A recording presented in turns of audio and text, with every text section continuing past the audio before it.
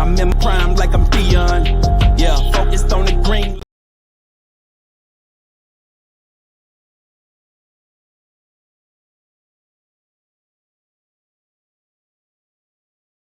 I'm in my prime like I'm Dion. Yeah, focused on the green like it's neon. Niggas claim they real, but I don't even see none. I don't fuck with your type, y'all some peons. I'm in the zone like I'm Deion Sanders. Got 21 bitches with me, no manners. Asking 21 questions, nigga Curtis Jackson. Hey, fuck all of that talking, bitch, let's get it crackin'. Yeah.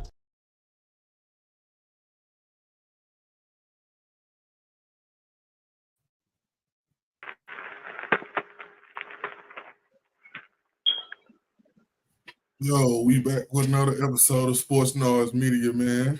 Happy to be here tonight, man. Man, how y'all boys feeling tonight, man? Man, I can't call it. What's the deal, man? How y'all boys is, man?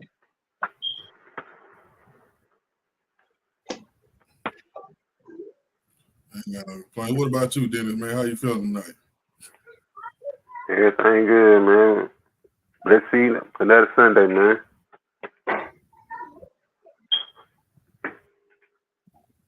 Okay, then, man. How everybody Thanksgiving was, man? Man, it was good, man. Turned out pretty good, man. Better than I expected. Yeah, that's good. That's good, man. So, man, we're going to jump right into this, dog. Man, we went this weekend one of the greatest college football games ever.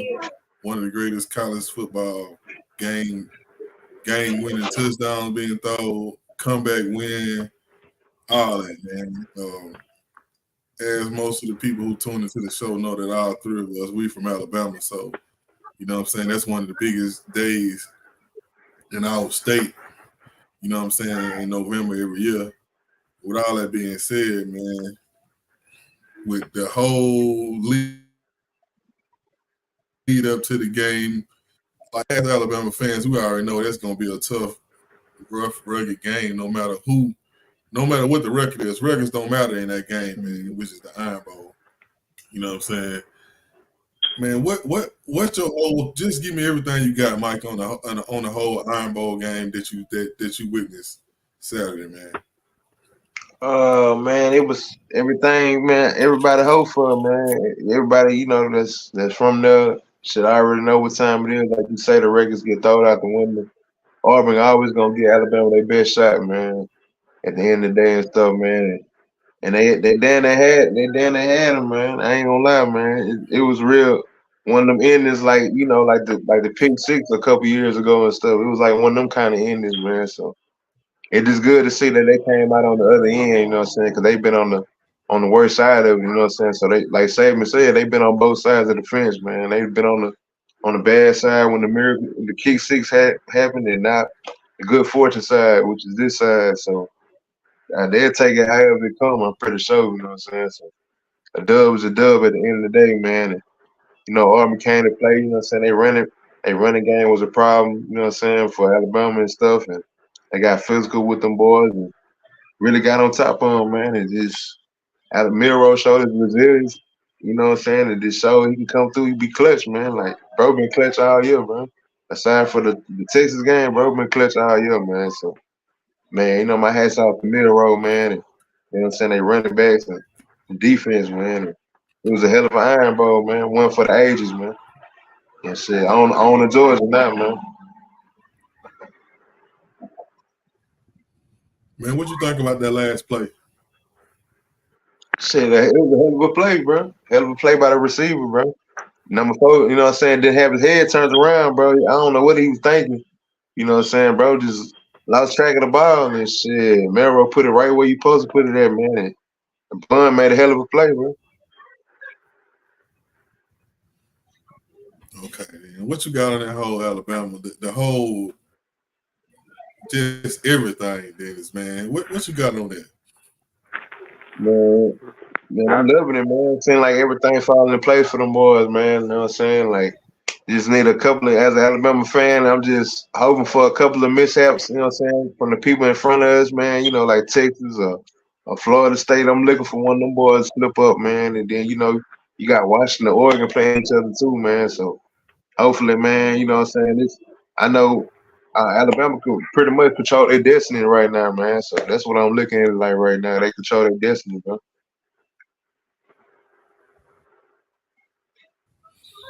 Man, what you got on the whole Alabama Auburn situation, Dennis, man? Man, I think Mike hit it, you know what I'm saying, on the head, man. Harbin gave him they absolute best shot. That was a Harbin championship game right there, man. And Harbin, man, you know what I'm saying? They played like it, man. They wanted to win that game so they can spoil Bama season. And they almost did it, man. It was came down to a 4th and 31. You know what I'm saying? A very miraculous play, man. You know what I'm saying? Which is going to end up being one of the most historic plays in Alabama history, man. But the game itself, man, it was an instant classic, man. Like, and it ended up being one of the best Iron Bowls in history. Like, it's not even close, man. It's right up there with the biggest in the best Iron Bowls. You know what I'm saying? I know I've seen where, man, and like I just think Alabama, man, they play ball, man. You know what I'm saying? Auburn had them problems like Mike said in the running game. They hit them with a lot of different route combinations, man, and they had receivers wide open. So that kind of worries me. Going into the game next week, but Alabama, they held on strong, man. They did what they supposed to do. They came back, man. It was a knockout, drag out fight, man, like a real heavyweight bout, man. And the better team came out, man, and they barely did it.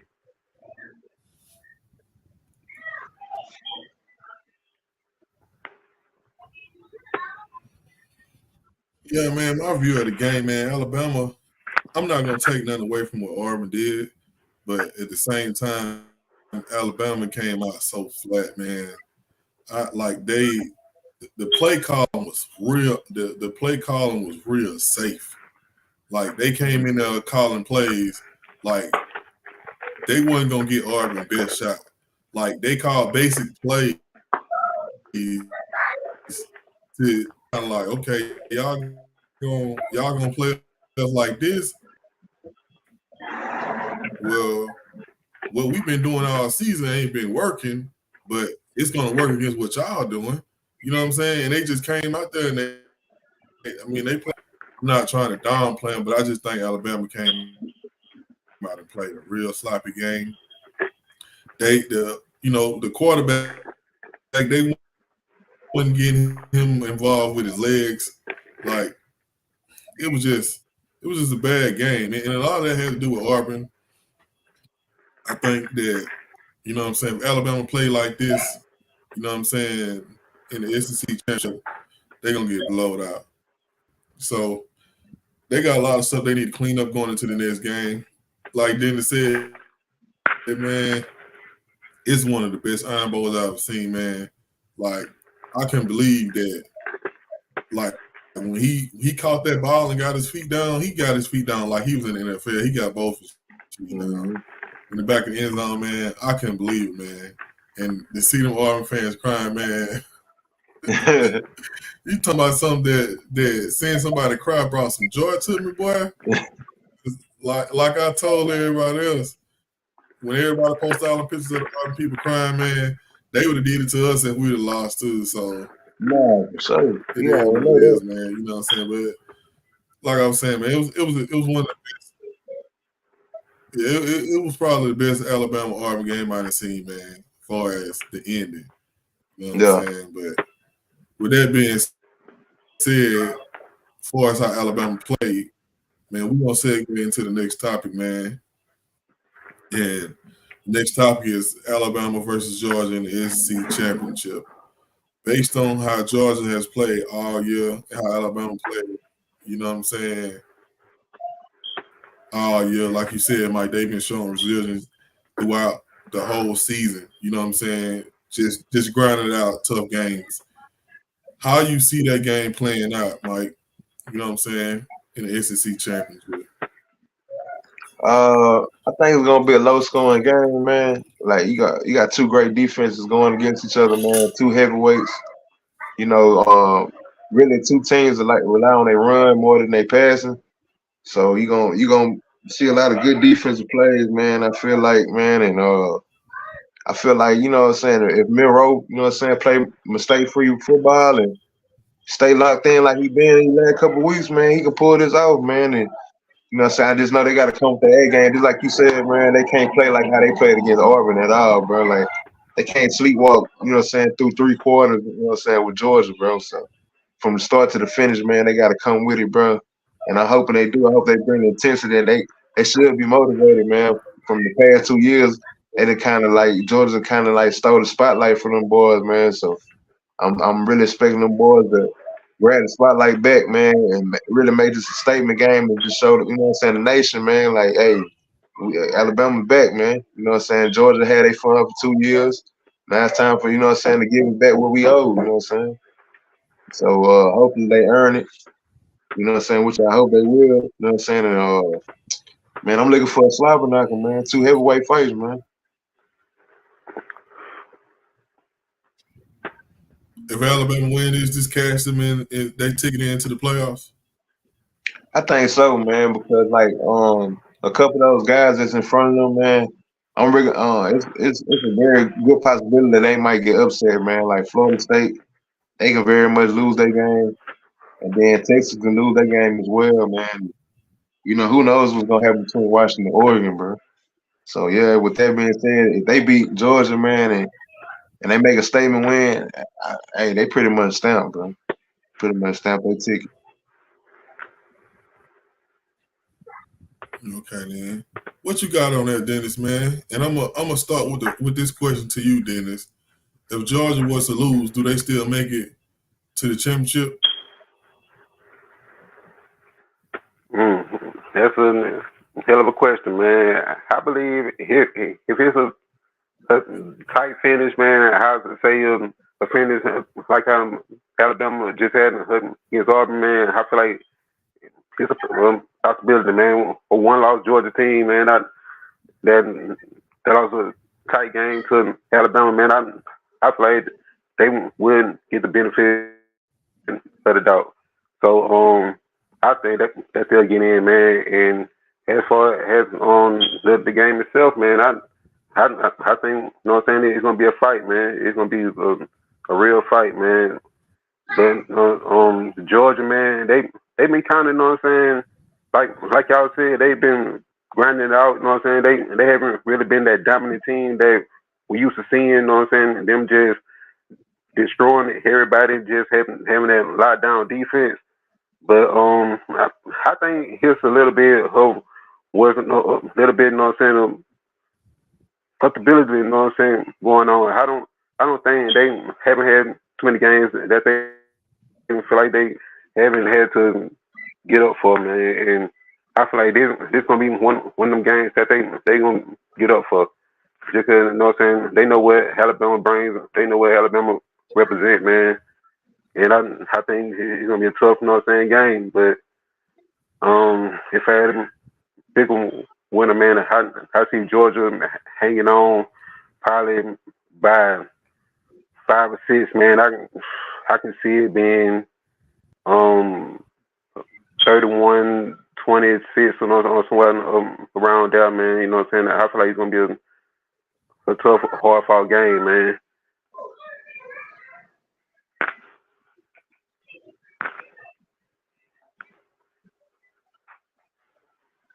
Yeah, man. The way I see it, man, if Miro don't use his legs, we losing. that's just what it is. If he don't use his legs, we losing. Like, I can't see us winning no other way. And I'm not saying that he's just supposed to run the whole game, but what I'm saying is to keep they defense on their heels. For him to be able to throw the ball, he has to run. You know what I'm saying? He has to run to bring the defense up so he can get some one-on-ones and make some plays with his arm. Because he good with throwing a deep ball, but he not good at throwing a deep ball you know what I'm saying, in double coverage. And I mean, ain't nobody really good with throwing a deep ball in double coverage. But what I mean is, when he throw the deep ball in double coverage, he just throwing a jump ball. Like, it ain't like he not putting the ball to an area when the wide receiver's double team, where it only person can catch it is the wide receiver. Like, when he throwing it to double teams, this is a straight jump ball. And with that being said, he need to use his legs to create some situations and to keep them boys, you know what I'm saying, in that box, worrying about him taking off running the ball. If they don't establish a run with him early in the game, I see a 24-38 type game. But if he if they start the game out with him running the ball, I see Alabama pulling it. You know what I'm saying? 34-27. So with all that being said, man, I just think we just got to go in there and take their business. Like I said, the way I see the game going, if Alabama don't start with Merrill running the ball, using his legs to put the defense on their heels, it's going to be a long night, man. But it's always roll tide, man. Hopefully we get in that thing, pull it out, cash our ticket in, and especially if we make to the playoffs, I don't see another team outside of Georgia that can beat us the way we play our A game. Let me say that. You know what I'm saying? If we come in and play our A game, it's gonna be hard for people to beat us. And when I say A game, our A game starts with Miller running the ball, point blank, period. You know what I'm saying? But with all that being said, talking about college football playoffs, man, what you think about that Michigan game, Dennis, man? Like, it was a hard-fought, old-school, in-the-trenches football game, man, from what I seen. It wasn't no really just – it was a couple of big plays, man, but it was some slow back and forth. I like that type of old-school football. I'm not really a 45, 55 type football person when I watch the game, you know what I'm saying? The way they played the game, I like the way that game went. What you got on that Michigan game, Dennis? Man, that was a hell of a game, man. I really enjoyed it, man. And that, hey, man, the fact that they won this game, you know what I'm saying, without Harbaugh, hey, they went on the stretch without him, man. It shows a lot, you know what I'm saying, about where that program is at right now, man. The whole school, you know what I'm saying, is all in on that team, man. And you know, and as far as on the field, man, JJ McCarthy, to me, that was his coming out party right there, man. He played one of the best games ever since he played. He was real deal winging it, man. He made throws, man, that was jaw dropping, man. Like it was crazy, man. He made a couple throws in between two defenders, man, and just splitting coverage, man. It was just crazy to see. And Marvin Harrison Jr., man, he made a couple plays, you know what I'm saying? They one-handed catch on the deep ball was crazy, man. And he's showing why he might be the number one pick in the draft this year. Ohio State, man, and they always one of the best teams in the nation. And they always have some of the best talent. I think they missed C.J. Stroud this year, man, but they'll be back, you know what I'm saying? Eventually, man, we all know it. And as far as, you know what I'm saying, in Michigan, man, I think Michigan, you know what I'm saying, they might be, you know what I'm saying, the best team, you know what I'm saying, in the country, man, that I've seen this year, man. I might have to give it to them. And from a consistency, you know what I'm saying, standpoint, for them to be able to put out all these tough games, man, without their coach, man, I think Michigan, man, honestly, man, I think his state championship to lose, man. Wow. That's a bold, it's not a bold statement, but that's a big statement saying that, you know what I'm saying, seeing that I guess, I like to see those teams, how they fare against SEC teams. They got to be the top teams, but I like to see how they fare against SEC teams, man. We're gonna see can you cash that ticket in that you just wrote later on in the season when these playoffs start, man. But what you got on that, Mike? Man, like y'all said, man, it was a hell of a game, man. I watched it, man, from start to finish, man. I enjoyed every minute of it. Like you said, it was remind you of an old school back in the day, like they battles they had back in the day when they had Troy Woodson and David Boston and them guys and stuff. And man, it just brought back a lot of memories, man. And they just holding the tradition down, man. Next to the Iron Bowl, man, it's probably the biggest game in college outside of the Iron Bowl to me. Is Michigan and Ohio State, but both teams came with it, man, and playoff implications was on the line, so they knew, what I'm saying, both teams knew like they had to have it, what I'm saying, everybody, what I'm saying, should feel like the same, like whoever lose this was gonna miss out on the opportunity to go to the playoffs. So it's looking like, what I'm saying, Michigan in the driver's seat, even though they got to play Iowa in the Big Ten championship next week, but I don't see Iowa beating them guys, man. So I see Michigan really, being one of them teams, man, one of them 4 teams. Not to say they can win it all, but they damn sure can make it, what I'm saying, to the championship at least. And they've been close the last couple of years, man. So who knows, man?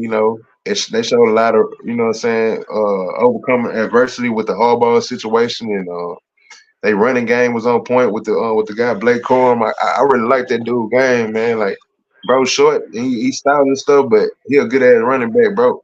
Bro be scoring like 21 touchdowns a season, bro. It's like 22 touchdowns, bro. So that's amazing, man. So they got a 1-2 punch, man, at the running back position, man, like no other. And JJ McCarthy, he been efficient all year. They don't ask him to do too much, but when it's time for him to put the game on the line, put the ball in his hand, he make the right plays at the right moments. They got a hell of a receiver in Roman Wilson. I like, of course, Marvin Harrison Jr. living up to the billing. You know what I'm saying? Looking like, he could be, what I'm saying, top 3 draft pick, which he should be. And I never believed in the Ohio State quarterback though, McCord. I thought he was a little overrated, bro. You know what I'm saying? So he's not like the other Ohio State quarterbacks from the past, from Stroud or guys like Justin Fields and nothing like that. He more like a game manager type quarterback. So I knew, what I'm saying, like when he get pressure and stuff, he can really turn the ball over and stuff like that. So I know Michigan defense had the better defense. And man, it was a good game, man. You know what I'm saying? Like Dennis said, man, they can be the ones in the end, bro. But I'm looking at Oregon as well too, man. That's another team that's scary out there, man.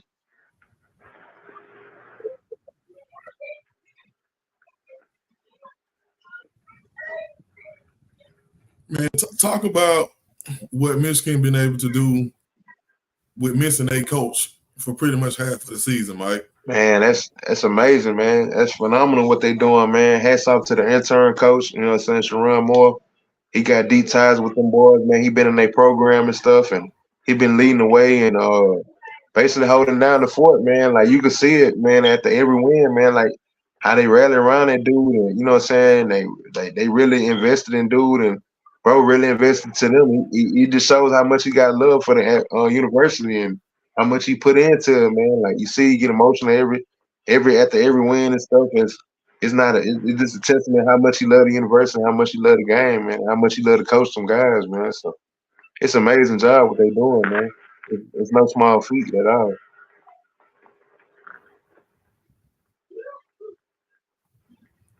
You think it's fair what they did to him, Dennis, with all the games they suspended him for? Man, I think he was fair, man. I'm just happy he didn't lose his job, man, because it was really nothing no witch hunt, man.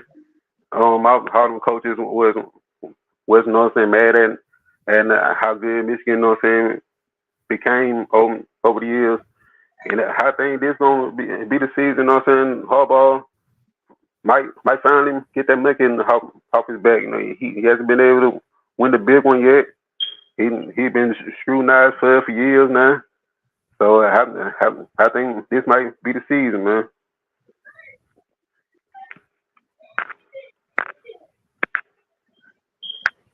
Yeah, man, it's the definition of You know what I'm saying? Sticking with the process.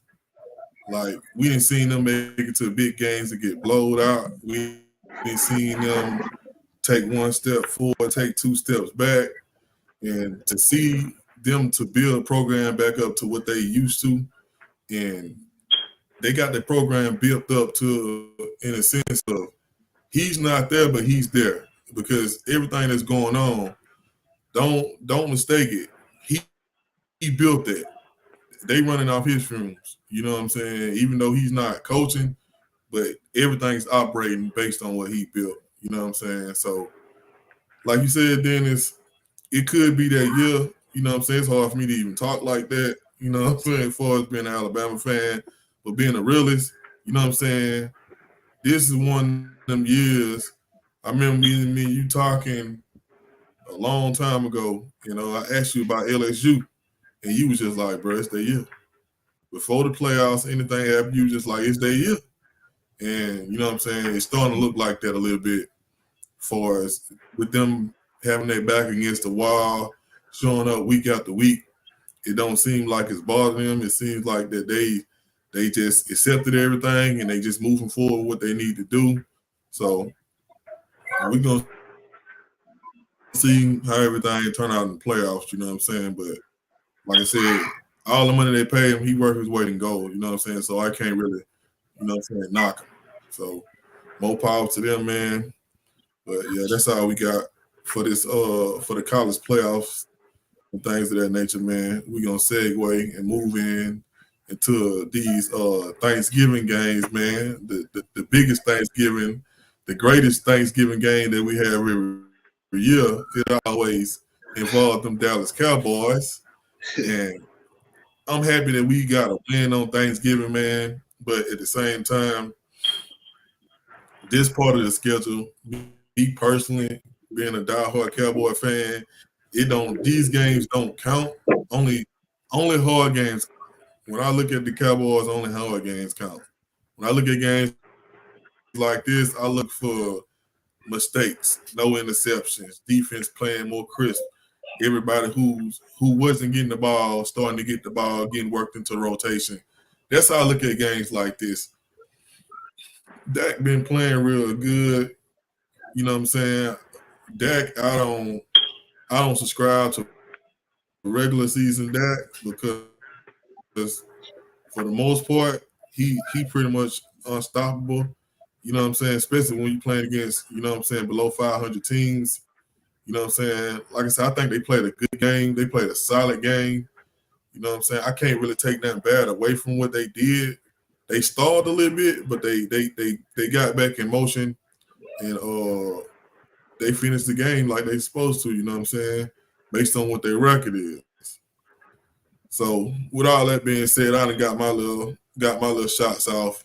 Man, what you got on the whole Dallas situation, man? How they moving forward towards getting prepared to go into this playoff run, Dennis, and what you seen in the game, the Thanksgiving game? Man, Dallas, you know what I'm saying, on the road, man. They doing everything right, man. They hitting on all the right notes, man, all the right cylinders. And I think that what they know, they be doing everything that they supposed to be doing, man. Like they blowing out the you know what I'm saying, the teams that they should be blowing out. And I feel like, you know what I'm saying, on this stretch, man, they gonna keep on rolling. And I feel like they gonna give Philly everything that they want. I believe it's week 14. I could be wrong, but yeah, man, I think that's gonna be the showdown of all showdowns, man. And we all know that's the one that's gonna matter the most. So, man, I think Dallas needs to keep on playing the way that they playing, so they can, you know what I'm saying, keep on with building up their confidence, keep getting everything, you know what I'm saying, together. And how did it feel like CeeDee Lamb, man? He playing the best ball of his career, man. Dak, he playing at a high level right now, man. Parsons, he's not getting much pub as a defense player of the year this year, man, but he should. You know what I'm saying? Everybody been talking about Myles Garrett, man. But I think Parsons, you know what I'm saying, need to get some love too, man, for defensive player, you know what I'm saying, of the year, man. He been showing up, man. He's the leader, you know what I'm saying, of that defense, and he has them, you know what I'm saying, believing, you know what I'm saying, right now, man. So I think Dallas, you know what I'm saying, they're gonna be right there.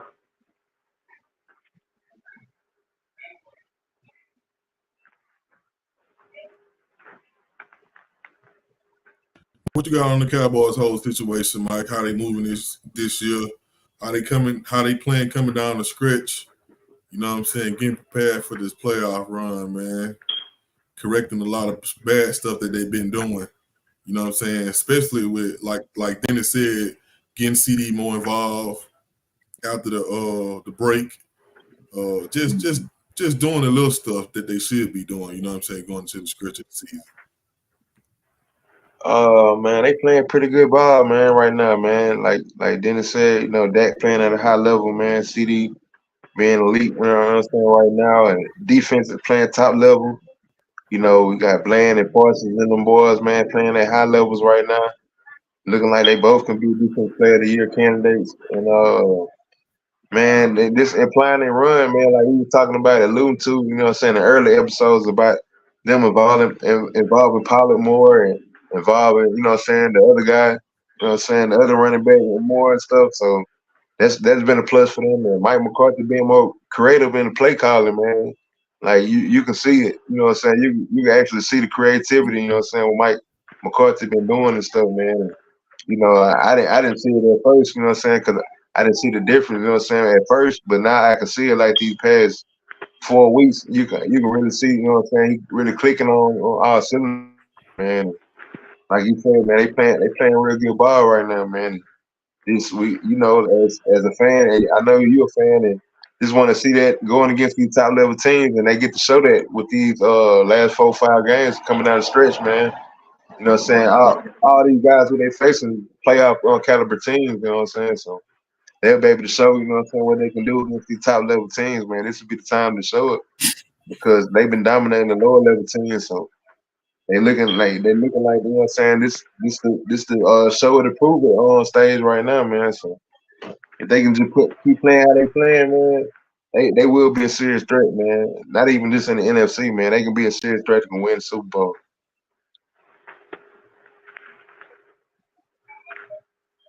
That's good shit. Was it a good move to come off Kellen Moore, Dennis? Say it again. Yeah, man. Yeah, man. It was, man. Mike, McCarthy taking over the play calling, man. I think that was a good move, man, right there. Ever since they had, man, the offense has looked a lot different.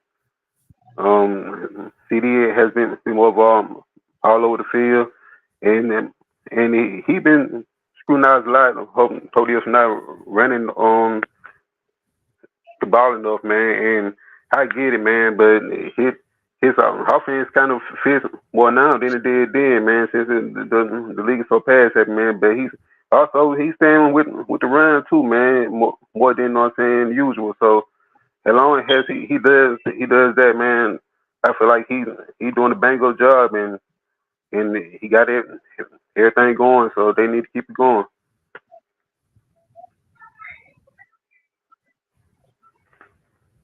Same question to you, Mike. You think it was a good move to get rid of Kellen Moore?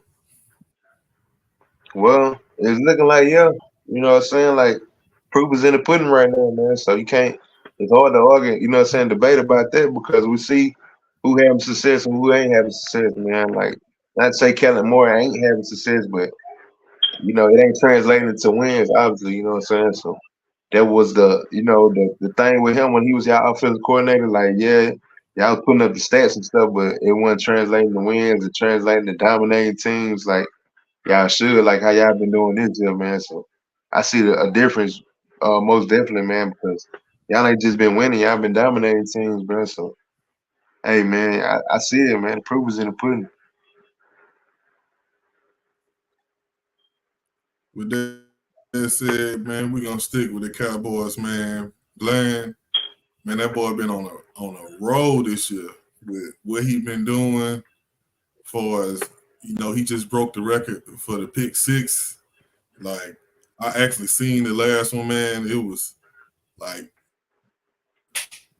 one thing about him, man, he's real aggressive, and when it's like he kind of sets the quarterback up because he don't jump routes early. He always kind of like he let it marinate. You know what I'm saying?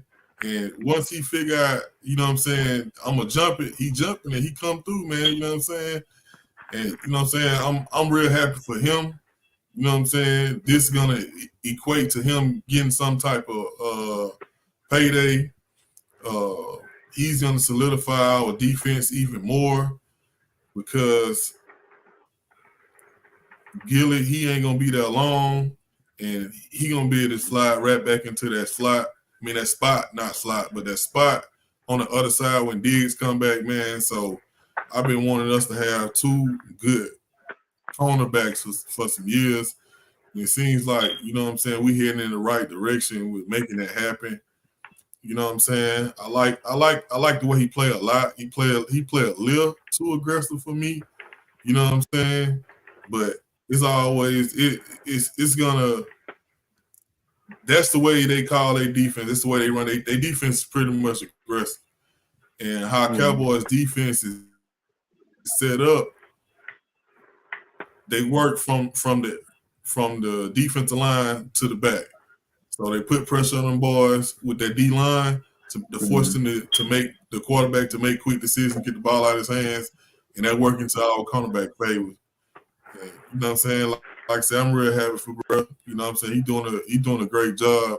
He came out of nowhere. I'm a Dallas fan. I'd be lying to you right now if I just said, "Oh yeah, he finna step in and do what he's doing." So I'm very pleased with what we getting out of him. You know what I'm saying? Because when Diggs went down, I found that out like late. It happened early, but I don't. I get on social media like once a day, do my little thing, and I get off. And I normally get on about 4:00, so I ain't find out until around about 4:00, and that was kind of devastating. You know what I'm saying?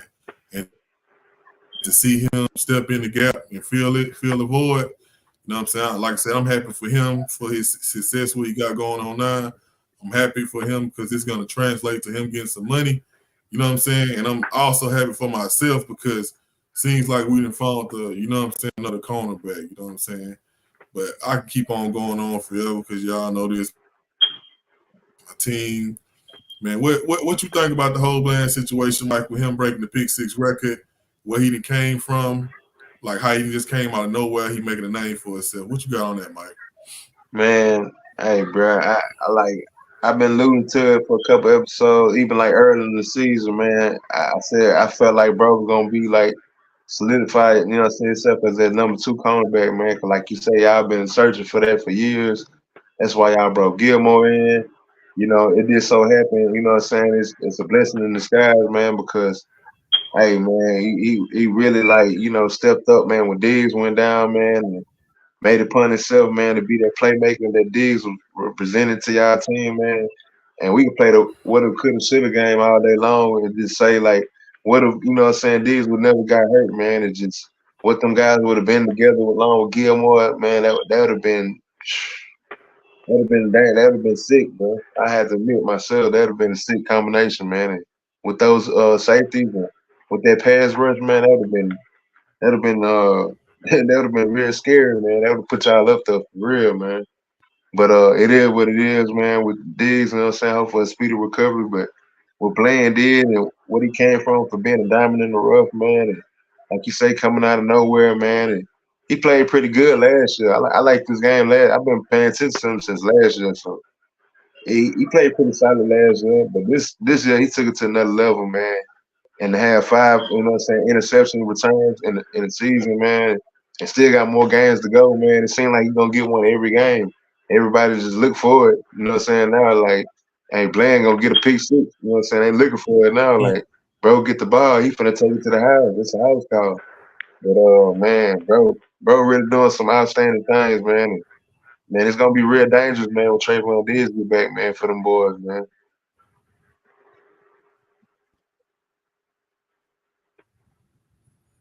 Man, what you got on the Bland situation, Dennis, man? His rise, you know what I'm saying, becoming one of the best DBs in the league for as this part of time in his history, not overall, not the last couple of years, just like right now, in the time that we're in right now. What's the situation, man, with the rise of him?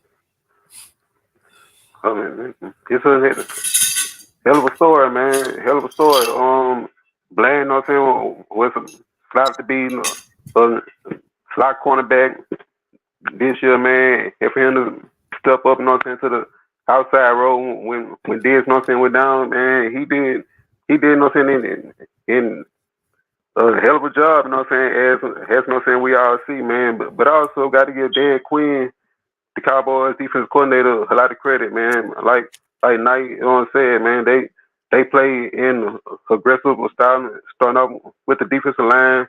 A lot of people don't know Dan Quinn was also the coordinator of the Seahawks, you know what I'm saying, of the Legion of Boom. So that's a winning style. That's a winning defense. It's a base cover 3 zone defense, and it allows the DBs to play, you know what I'm saying, aggressive. So it fits, you know what I'm saying, players like Trayvon Diggs and the run blends perfectly. So and you know, I just feel like, you know what I'm saying, it was just a perfect storm, man. For him, you know what I'm saying, to come in down there and better do what he doing, man. And he broke an NFL record.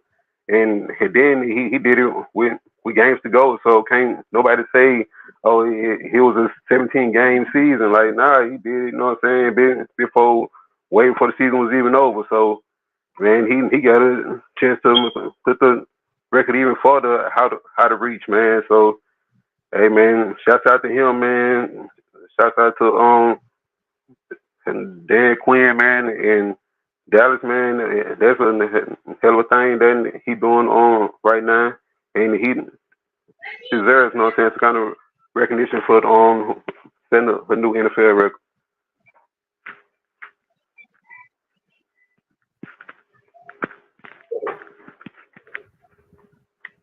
All good, all good. With all that being said, man, we're gonna wrap up this Dallas situation, man. We're gonna segue into this next uh, Thanksgiving game. Bay Packers and Detroit Lions. I like to call this segment the rise and fall. And when I say the rise and fall, I mean the rise of Green Bay and the fall of Detroit. Jordan Love early into the season, and we pretty much was putting him in a dumpster and about to set it on fire. And it seemed like we didn't. I'm not. I'm gonna speak for myself. I didn't give him enough time to get acclimated to, you know what I'm saying, what they got going on. Him being a young guy and just being thrown in there. Never really got a lot of time, a lot of playing time. So, with all that being said, on this show, we have the right to change our mind. You can't come in here and say you said this last week. We don't rock like that. We have the right to change our mind if we feel like it. And that's what I'm doing right now, changing my mind on what I seen from Jordan Love. You know what I'm saying? Bruh, he's playing way better than what he's playing early in the season. And not only he's playing good, but he's actually putting the team on his back and playing good ball. You know what I'm saying? Like a game-winning quarterback should be playing good ball. Like I said, and they go from Jordan Love to go to Detroit. I mean, I never had a lot of faith in golf. You know what I'm saying? It's crazy to me how people just make like bruh ain't who the dude we've been seeing for the last couple of years. You know what I'm saying? He doing his job in the league. He won a couple of games, but when games matter, you know what I'm saying, he fumbling the bag. You know what I'm saying? He was just giving the ball away, you know what I'm saying, Thursday. Like he in the previous week before that, he was just interception after interception. So that being said, you know what I'm saying, I just see I think Detroit is gonna end up maybe losing their division lead and not even getting a wild card. I don't have a lot of faith in them. Like they are an emotional team too. Their coach is very emotional and they play emotional. You know what I'm saying? And burnt their energy out from being so emotional. You know what I'm saying? It's hard to play like that. All that being said, man, that's my opinion on the whole situation, man. I think Jordan Love he didn't kind of, I ain't gonna say prove me wrong, but he's playing way better. You know, it seems like he gonna have something to say in that division because the division is up in the air. And with Detroit, man, it's just the same old Detroit that I grew up watching, you know what I'm saying, over the years. They looked good early in the year. They do have a decent record, but if you actually watch them play, they everything that they do is some type of emotional roller coaster where they getting a turnover to put them in the league, or they losing the whole game and something happened. I don't think you can continue to play ball like that for a full season and expect for it to end good for you. But with all that being said, man, I'm gonna sling it over to you, Dennis, man, because these your teams that's in your favorite team division. What you got on the whole situation with the game that we seen on Thursday night? Man, I can't lie, man. I was a little bit thrown off, man, about how fast the Packers started off, man. But then I realized that Detroit defense, you know what I'm saying, they has been kind of suspect there on this year, man. They secondary hasn't been all that. They kind of depend on Hayden Rutherford to be their leading rusher. But I think he's a tad bit overrated, man. Detroit, their whole team is based on the run. Like if they can't run the ball, they don't have too much else, man. It's all about being able to run the ball, set up the play action for Jerry Goff. Then that's when they start getting Amara St. Brown involved and Laporta, the other guys involved, man. But it all starts with the run for them, man. And Green Bay, man, they usually have problems, you know what I'm saying? These teams that's good at running the ball, man. But Detroit, man, they came out flat, man. They look like a team, man, that already made it, man. That's not used to those expectations. I feel like that was a winnable game for the Lions. I feel like that was more of the Lions falling flat than the Packers, just being a better team. Now I'm gonna give them the Packers and love credit. Like I said, the Lions defense has been suspect this year. So and they did take advantage of that from the jump. Christian Watkins going up there and getting that bomb earlier on the first play, man. That set the tone for the whole game to me. And from that point on, man, there was how to a fast start. And it's me, man. Detroit just never really got going, honestly, man. But as far as the division race, man, it like you said, still up in the air, man. Still up in the air. Do I think the Packers will beat out, man? It's hard for me to say that, honestly, man. I'm not really that high on Jordan Love yet, man. I've seen him miss off some games that I know he should have won. So man, yeah. I'm not saying that he just done or I'm done with him, man. But the verdict, you know what I'm saying, is still out. And but I think it's a 2-team race, man. I honestly do between the Lions and the Vikings. The Lions are obviously still in the top spot right now. But I think because Lions and Vikings still have 2 matchups left. So whoever wins those 2 games, man, I think that's who's gonna win the NFC North.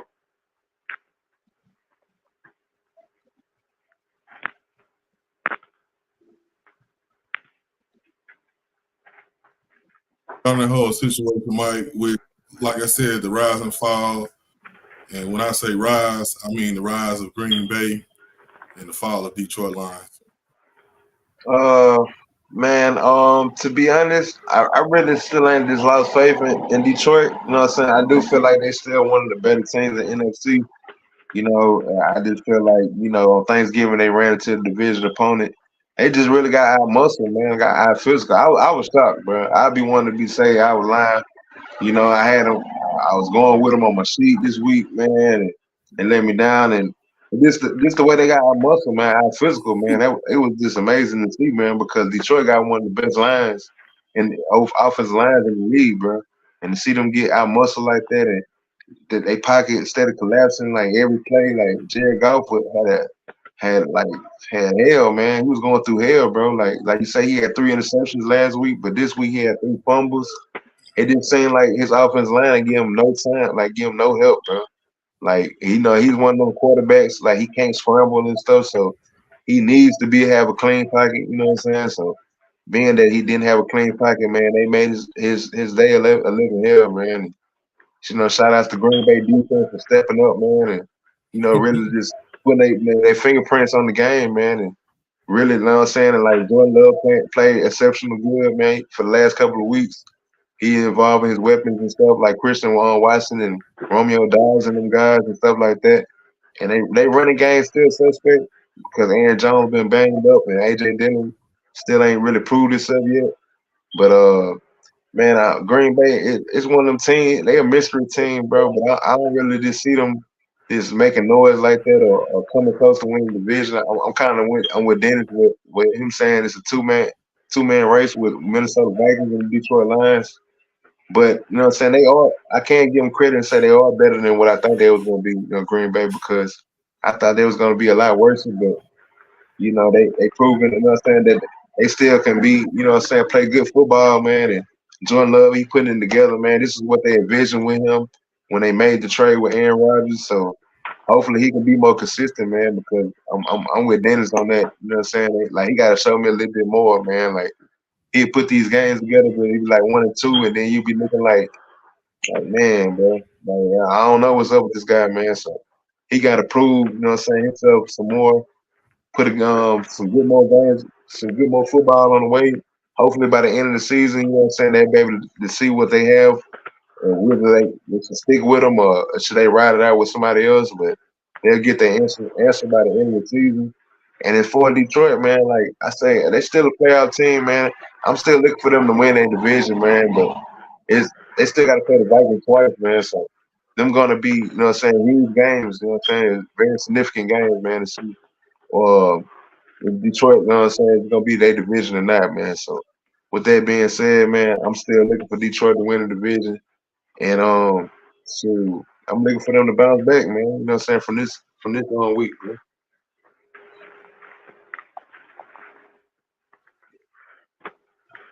Yeah, man. The way I see it, man, that was a pivotal game for them to win. It was a division game, and it was a Thanksgiving game. Detroit play on Thanksgiving every year. It's no excuse.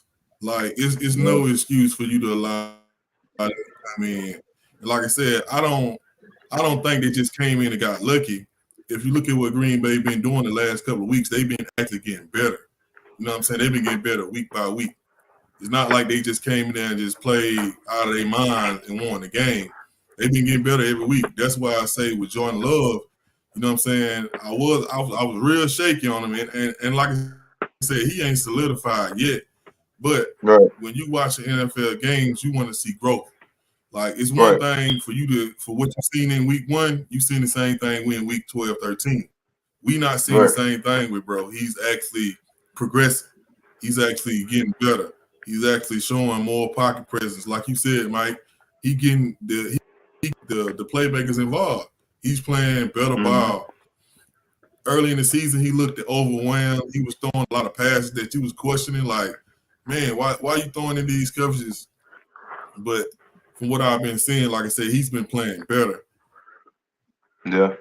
And that's what it makes it scary for that division is, like I said, it's one thing if you felt like it was just a fluke, man. Like they defense, a line, they played lights out. Nah, for real. Like I said, they come in full circle. And that's what you want to see around about this time in the NFL season. You know what I'm saying? Your team's not playing, your team playing better. So with that being said, like you said, I look at it as more than a two-man race. I don't really have a lot of faith in Detroit because just like the way we judge the Cowboys, I judge other teams the same way. That was a game that you're supposed to win. Like when the Cowboys played against Philly, they lost, but they didn't lay no egg. You know what I'm saying? And the same thing is like that to me, it's just unacceptable. We giving them all this praise, and they didn't put up a fight against Baltimore. That was terrible. And then another division game on Thanksgiving. Now you play every Thanksgiving, and you at home. You want to give your fans something at home, and you lay an egg. So, with all that being said, man, I'm up on Green Bay, and I'm not all the way out on Detroit, but I didn't open the door and I'm getting ready to walk through that mode with them. With all that being said, man, we're gonna segue into these Sunday night games, man. We done with the Monday night, meaning the Thursday. Y'all boys, wow. And with that being said, man, we're gonna segue into these the Sunday games. And my question to you guys is the debacle what's going on in New England. The question is the Matt Jones era over with? And I'm gonna start with you first, Mike, man. Man. Mac Jones, man. Oh, Mac, man. I'm borderline with Mac, man, because like, bro, coming from Alabama, you know what I'm saying? I got a little soft spot for him, man. But what he came in, you know what I'm saying? What he producing this year, I'm putting it like that, man. It's been ugly, man. You know what I'm saying? Mac Jones been looking like mac and cheese, bro. You know what I'm saying? So, bro, he been, man, it just seemed like, bro just get yanked every game. Like, what's the point of you putting him in the game while keep yanking him, bro? That's the point I don't really get. You know what I'm saying? Like, they keep putting him in the game. Oh yeah, we're gonna start him, and then y'all yank. So you know what I'm saying? He had like one or two. Well, he had like more than one or two turnovers. He even had like 2-3 turnovers, bro. And they pulled the Sandman out of his ass, man. So he messed up, bro. They ready to put the Sandman on him, man. From Apollo, man. So, man, shit, man. I ain't gonna lie, man. It's just I don't know, bro. If bro looking like, I ain't gonna say he'll bust, but bro looking like, you know what I'm saying, they definitely gonna have to bring somebody else in there, man. Really, you know what I'm saying? Whether it be a rookie or somebody via free agency, man. They definitely got to solidify their quarterback spot, bro, because Mac Jones ain't it, man. He ain't clicking, man. And maybe he need to sit down for a year, or maybe he need to change the scenery, bro. You know what I'm saying? But it ain't clicking for him, man. It ain't clicking. The team suck, period, bro. So I ain't gonna just throw everything on Mac Jones, bro, because the team suck, period. Bro. Like everybody suck on the team, bro. I'm not even gonna lie to you, bro. Like they don't have nothing good going, you know what I'm saying, at all, bro. Like it ain't nothing you can be like, yeah, they got this guy playing at a high level. Oh yeah, they got this guy playing at nah, they gonna go down no Pro Bowl players, nobody. This borderline, this trash, bro. This borderline garbage, bro. They playing garbage, bro. This is by far the worst Patriot team I have ever seen, bro, since I've been alive, bro. So I don't know, you know what I'm saying, what they dealt with, you know what I'm saying, before my, you know what I'm saying, 37 years, but this damn sure the worst team I ever seen, bro. So with that being said, man, it's just like a complete meltdown, man. They need to bring somebody in there ASAP, man. Like for real.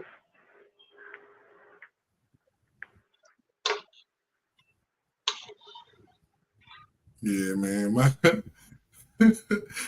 I mean, it's like you said, I got a soft spot for him too, Mike, man. But it's like the intercepts he throw, it don't have nothing to do with how good or bad the team is, man.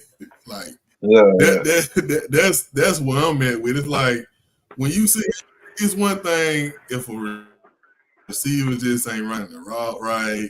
You know what I'm saying? He didn't get over the top. Matt Jones threw it in a certain area that he's supposed to be in. Man, it's real deal. Like Matt Jones hitting the panic button, bro, and throwing the ball straight to the other team. like one of the ones he threw today, man, it was so ridiculous, man. I couldn't believe that he just he got shook and he just threw the ball. Like the defender was surprised that he threw the ball to him, bro. Like when you doing things like that, man, I mean, I can't blame it on Bill, man. You know what I'm saying? Like you said, I got a soft spot for him, man.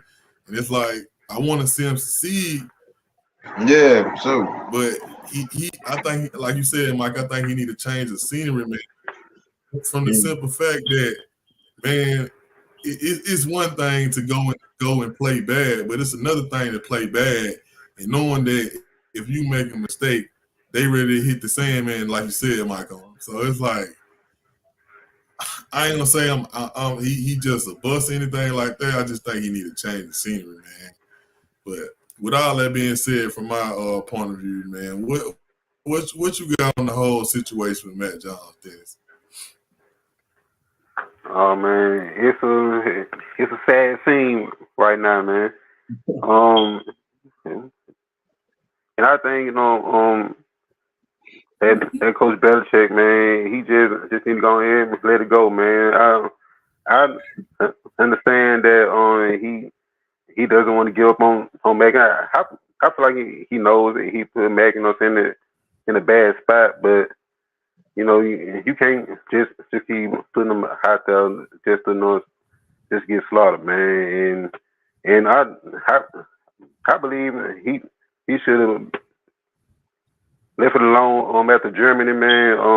When they played the Colts, man, Mac played the whole game, and right before the 2-minute drill, man, he bitched Mac. So that was like one of the most shocking things I've seen is to see a quarterback get benched right before the 2-minute drill, and then today he gets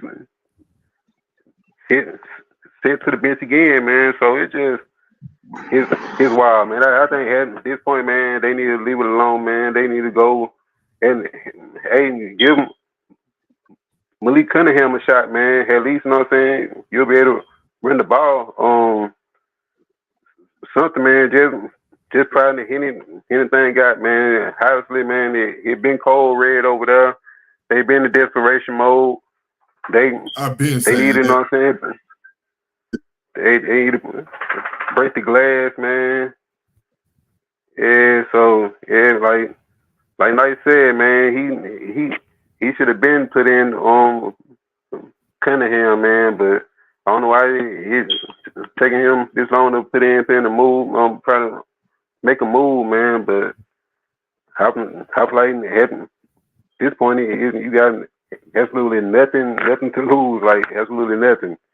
So Belichick, man, I don't even know if he's gonna save his job, man. But at least, man, you the man to look, man, to try to give him, you know what I'm saying, a future in the league. You know what I'm saying? At least showcasing to other teams or something, man.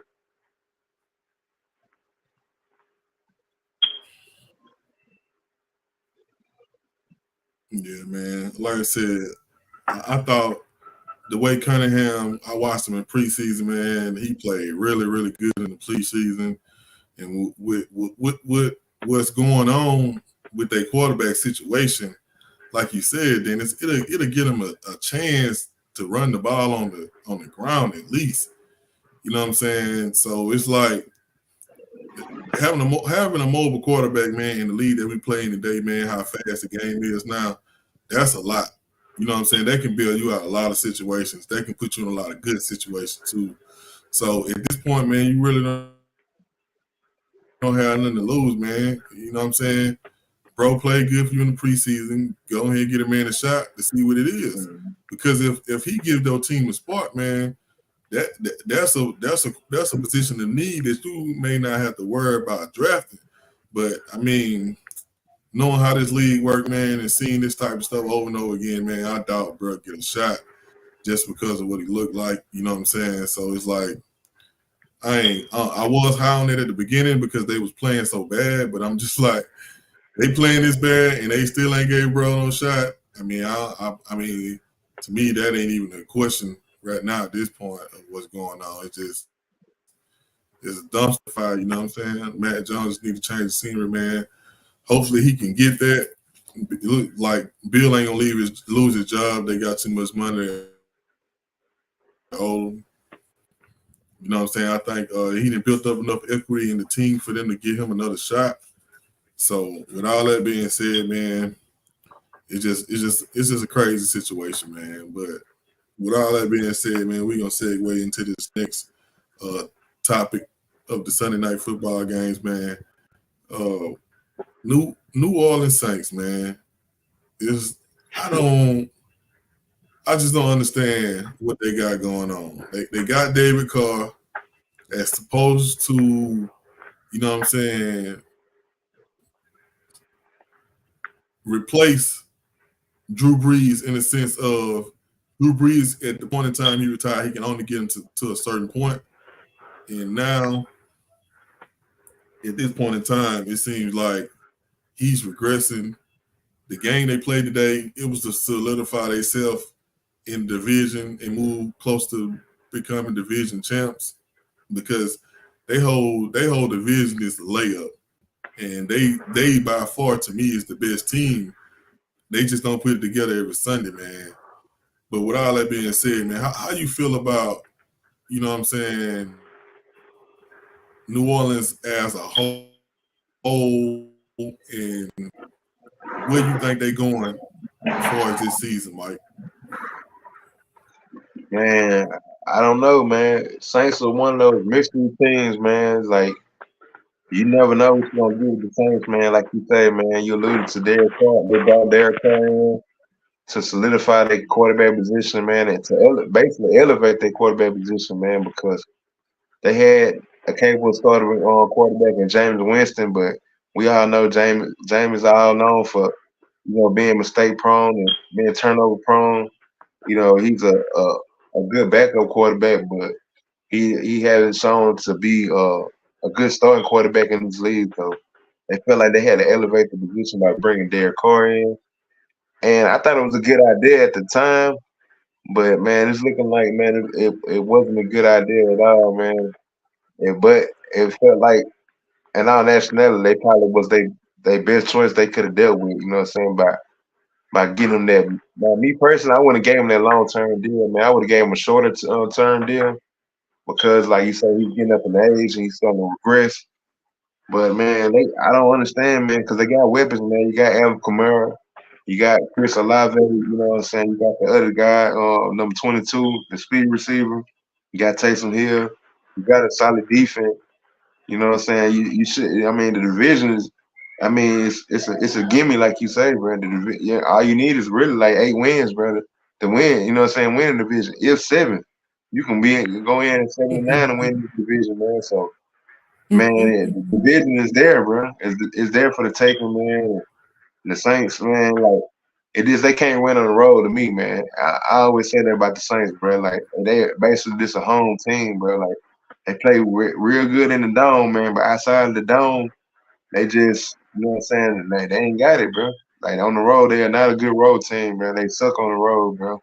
It's like it's been proven, man, these last couple of years. So they got road woes, you know what I'm saying? They got to clean that up. And like offense, like Derek Carr, he passes for yards and stuff, but it's a bunch of stat padding throws, man. It don't translate to wins, bro. Like it's not winning ingredient, man. So, man, I don't know, man. They one of them teams, man. With that division, I don't know, man. That whole division is a toss up, bro. I still don't know who's gonna win that division right now. But TBD, man. TB determined.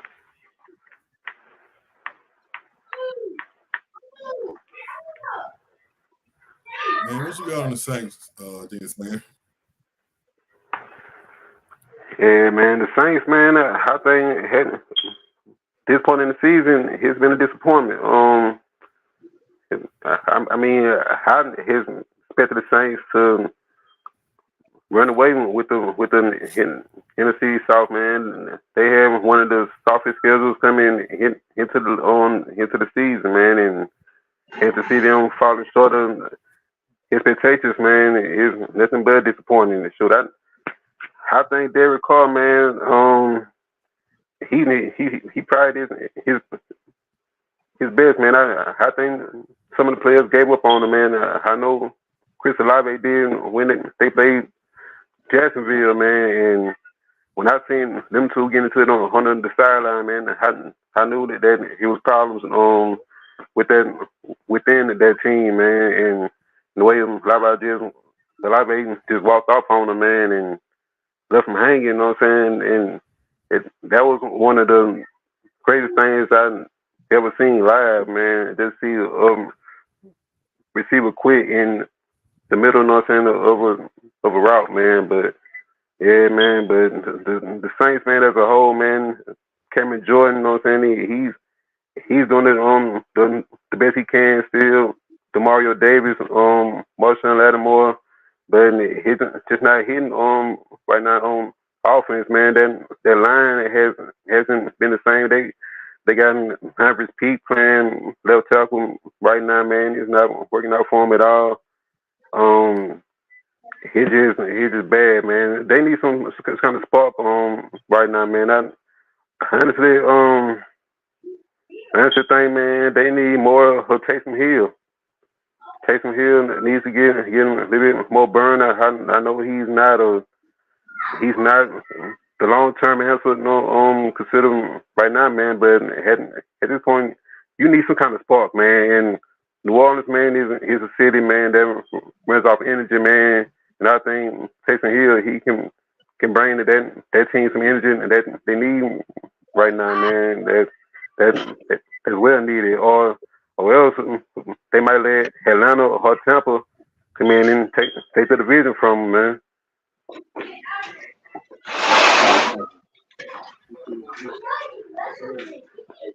Yeah, man, that division, man, it's so up in the air. I don't. It's just hard, man. Mike said the best, man. Whoever win that division might have 7 wins. They just might come out on top for as division wins. It's bad, man. Pick 6 he threw to have the whole game flip. I mean, it was ridiculous, and that swung the momentum so bad because they drove all the way down the field, and you like the 10, you in the red zone, and you throw a pick 6 at somebody else's stadium. It's like sometimes you can't bounce back from that, and that's pretty much what happened, man. They were never told like to get back in the game after that happened, man. It's like Carr, like Mike said, they gave him all that money. I think what they should have did, man, they should have just brought somebody in and made them compete with James and went on ahead and started James, man, and went from there. And if it didn't work out this year, end up drafting a quarterback. Because David Carr's situation, man, you gave him all the money. You got to have him for at least another year. It don't seem like he meshing with the team or the city. So it look like it's gonna be a waste investment, man, with that whole situation, man. Me and my wife, we get to a lot of the Saints games, man, and I was looking forward to them end up matching up with the Cowboys with one of the wild cards, man. But it ain't like that dream of mine gonna come through because of David Carr effing it up. But with all that being said, man, it just don't seem like he's a good fit for the team or the city. You know what I'm saying? So, yeah, man, it's hopefully I can turn it around, man, for my wife's sake and for my sake, because like I said, I'm hoping for that Cowboys matchup in the playoffs. But with all that being said, man, we're we're gonna slide into this next segment, man. And I thought last week was the best football game I've seen of the season, man. But I'm kind of I don't know, but from that feeling, Buffalo game, man. I mean, it was an overtime game, so that's always a good game when the game going to overtime. Man, Jalen Hurts, man. At this point, I seen a lot of people on the internet talking about they him, but he really him. You know what I'm saying? The way they play ball, man. All you gotta do is hang around. That's all. If the defense play bad, but they keep the minute and hang around, man. Jalen Hurts, he gonna pull through, man. Man, like I can't say enough about him, man. Like what I'm seeing out of this dude, man, it's we didn't seen, Tom Brady and Peyton Manning set the record for touchdowns and all that stuff. But what this dude doing, it's just something. It's got a different feel to it. It's something different. You know what I'm saying? The way he's playing the game, man. You know what I'm saying? It ain't always pretty, but he winning games, and it's just something about that, man. To where some of these quarterbacks, if they not throwing for 400, 350 yards in the game, they gonna lose. Just period. If they can't get their stuff out early, they gonna lose. With him, man, he can throw for 200. He can throw for 500. He can throw for 175. No matter what he's doing in the game, man, he gonna will his team to a win. He's not one of them quarterbacks that have to have all these stats to win the game.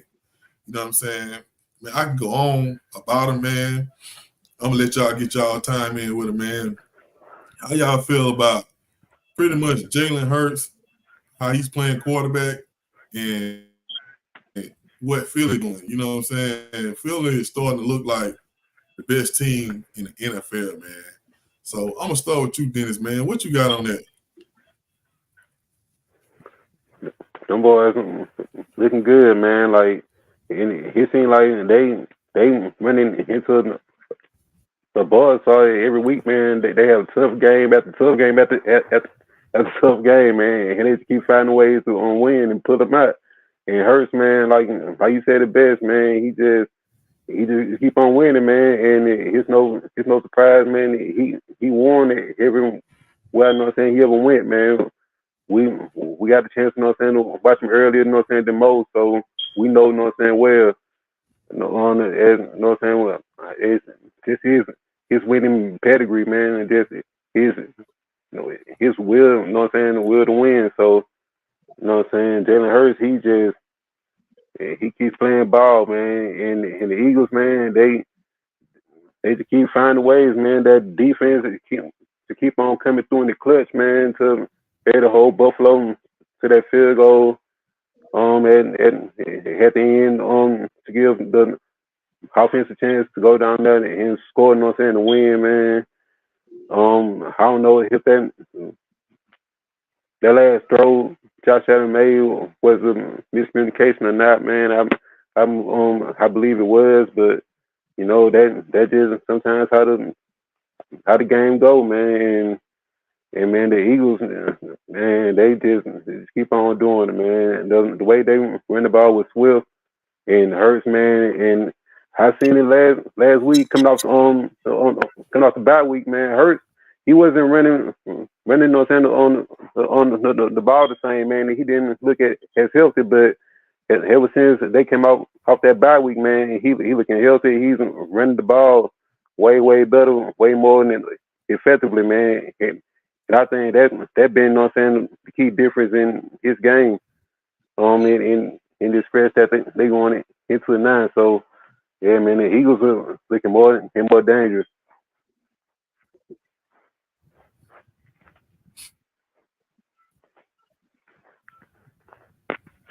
Man, what you got on the whole Philly situation, man? How they looking, and just everything that you feel about Philly, man. What you got on Philly, man? Man, they look like the best team in the league, man. Self-explanatory, man. You know, what's understood don't need to be explained too much. You know that they've been handling their job all year, man, and they just been winning all every way possible you can win, man. They done won ugly, they done dominated, they done won, won by the slip of time, they done won in overtime, they done won in every form and fashion, bro. So they just showing that they got the ingredients of a championship team, man. The Super Bowl hangover don't exist to them. They looking like they still hungry. They looking like they never even been to the Super Bowl. So that alone to show you that they did well coached, man. And hats off to Nick Sirianni, man, and Jalen Hurts, man.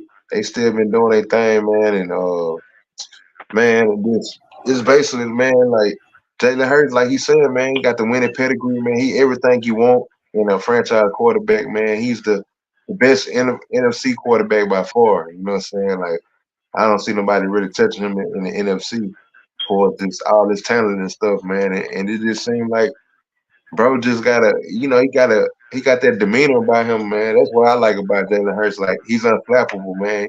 He don't get rattled. He don't really show his emotions like that. He play to win. He don't have a diva mentality. Like he just just a straight up, you know what I'm saying, level headed guy, man. Just everything you want in a quarterback, man. Basically, he's a son of a coach, and you can just tell, man. He's been well coached all his life, man. And he just know what to do, man. And he keep winning his team, man. And keep winning his team, and he just keep, making plays when they count, man. He had 5 touchdowns today. At first, it didn't look like he wasn't pretty much doing that for 3 quarters, but when he turned it on, man, he put that cape on, man. It's very few quarterbacks that match, his abilities, man. So, man, Philly looking like they still in the driver's seat, man. They're going to be a fourth, when we'll get to see on down the line when they get playing the Cowboys. And I think they got next week, they play the 49ers next week. So that's going to be a real good test for them boys, man. And playing the 49ers this week, man. And it's really gonna be a battle of the NFC top spot, man. So, man, with Swift, you know what I'm saying? He been doing this thing, man. And I like his game. I like him in Detroit, but he really, really fit Philly offense, man. And he really looking like an upgrade over Miles Sanders. And man, they defense, man, is always been nasty, man. But it's coming along, man. It's coming along. And Philly looking real like a Super Bowl contender once again, man. Yeah, man, I ain't gonna lie. Watching that game, it made me realize, man, it's like being like every time I talk to Dennis, he'll identify something and he'll just say, man, it's the year.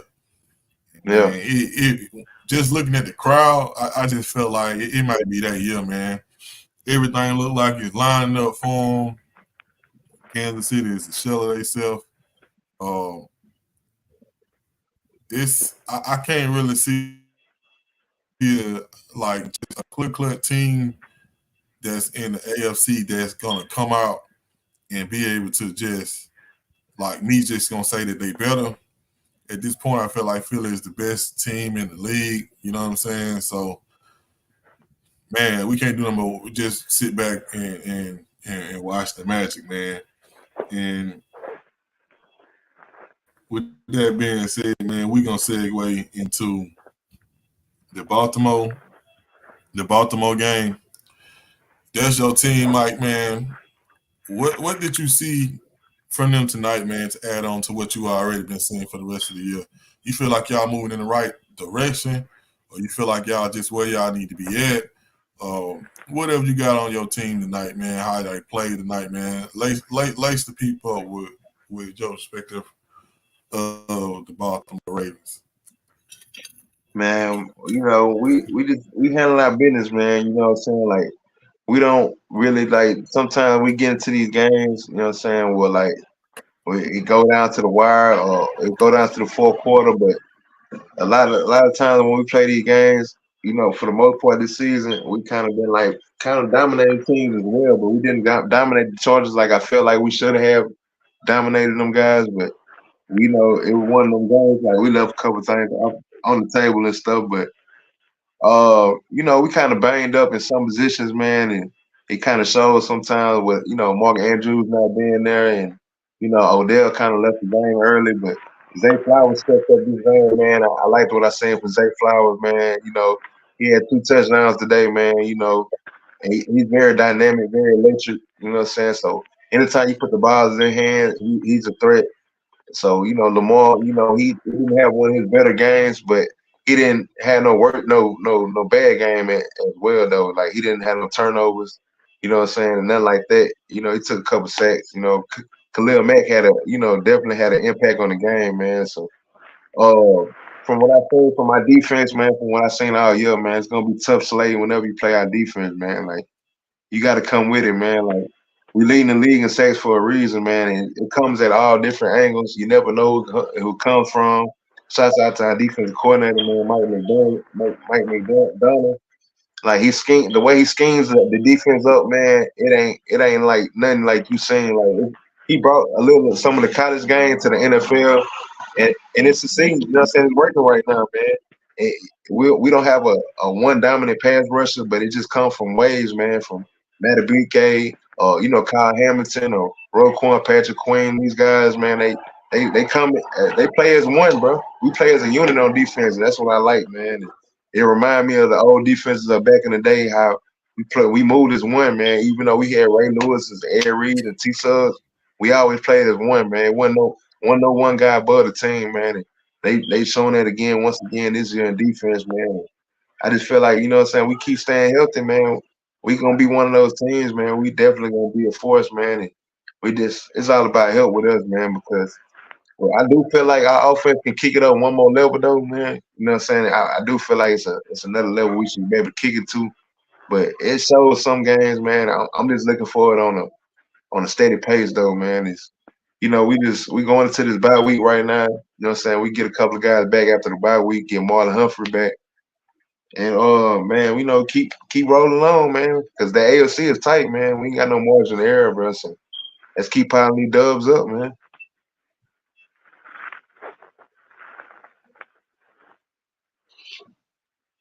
What you got on Baltimore, Dennis, man? Man, that's a special unit they got this year, man, on defense, man.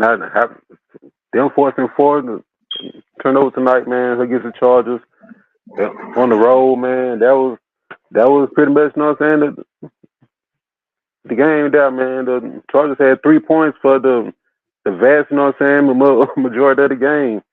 And the Chargers scored a touchdown late, and that was all she wrote, man.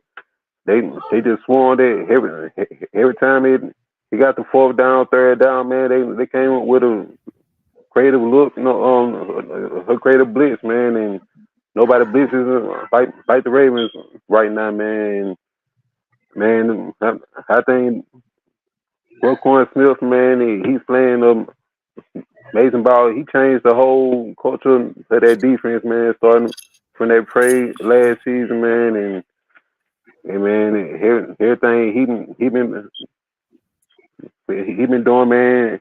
He been Ray Lewis fans, you know what I'm saying? I'm not saying he Ray Lewis, but he been having a great impact, man. He having a great, you know what I'm saying? He back in that team, and like Mike said, you know what I'm saying? Lamar didn't have his best game tonight, but Zay Flowers, he stepped up, man. He made some big plays. He had 2 TDs tonight. Those, you know, and that's all it took, man, with that defense playing the way that they played.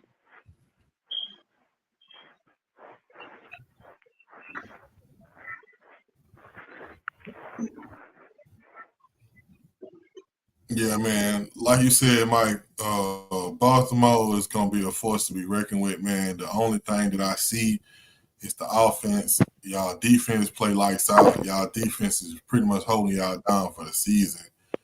But the problem is, like I said, Dak and Lamar is the same quarterback, bro. Like, outside of Lamar going to get an MVP, I mean, we know on the surface level that Lamar is if you're just talking about skill set, this, that, and the third, he's going to be the better quarterback. But what I mean is that both of them, they play the same exact way. When they up, they up. They down, they down. Lamar he does play better against better competition, but that's just it's still the same thing. What is good like with Lamar, the competition don't really matter. It's just he up and down. You know what I'm saying? He's up and down all the time. That it has a lot. It does have a lot to do with his competition, but at the same time, they're the same player. You're never gonna get the same consistent player out of both of them. You know what I'm saying? Week to week.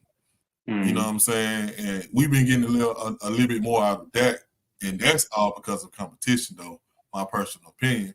But at the same time, it's kind of scary with Lamar, man, because it don't have, like I said, it don't have nothing to do with the competition level. It always has something to do with is he's gonna be the Lamar Jackson we know this night. You know what I'm saying? And that's always been it with me with it. Man, he can play against Kansas City and be the best Lamar, and then he can turn around and play against the Raiders and defense, you know what I'm saying, take care of business and end up winning the game. So that's my problem with Lamar. Like I said, he's not consistent. You know what I'm saying? And like I said, a lot of quarterbacks, they can't beat good teams. And all when they play against teams that are not good, they play down to their competition. With Lamar, it's not that. It's just he week to week. He come in 1 week, he lights out. He come in another week. I mean, he got 2 turnovers. You know what I'm saying? So that's pretty much what I got on that, man. Lamar just got to be more consistent for me to take y'all like as somebody who's gonna like y'all gonna just run through the playoffs and dominate, man. Is all y'all whole show is based on Lamar week to week. You know what I'm saying? Typically, you'll say, "Oh yeah, the team. What's going on with the team is all on the quarterback." It's not the case for Lamar. It's pretty much which Lamar is going to show up. So, but with all that being said, man, we're going to segue into this next topic, man. The fight that happened this weekend, man. David Benavidez versus Demetri Andrade. Man, I'm going to go first on this, man. The fight shouldn't have happened.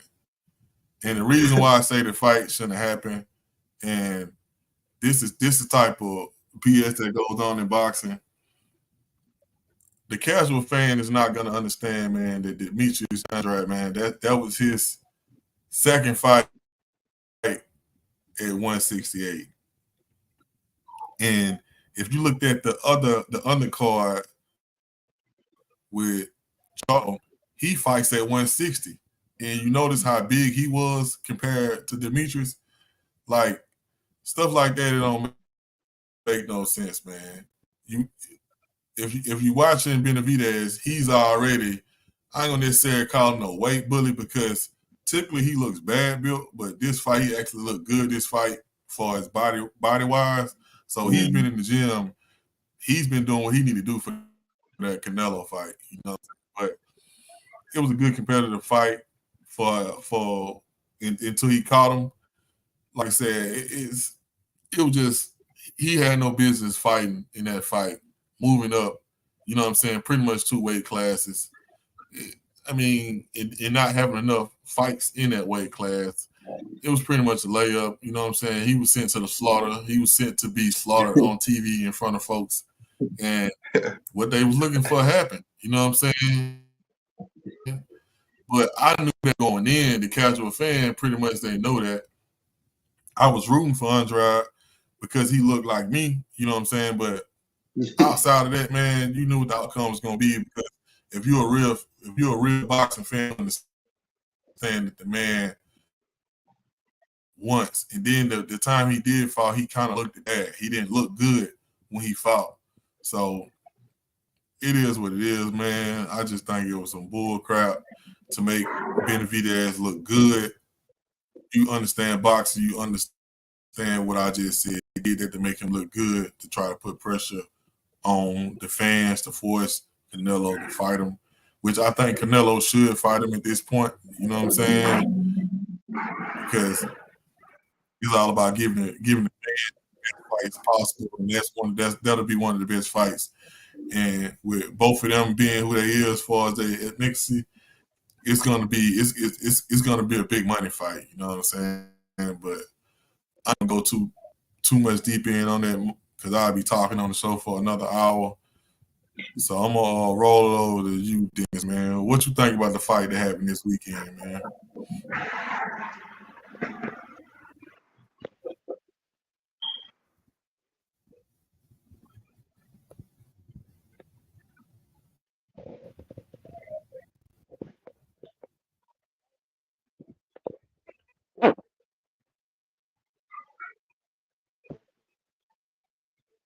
You heard me, Dennis?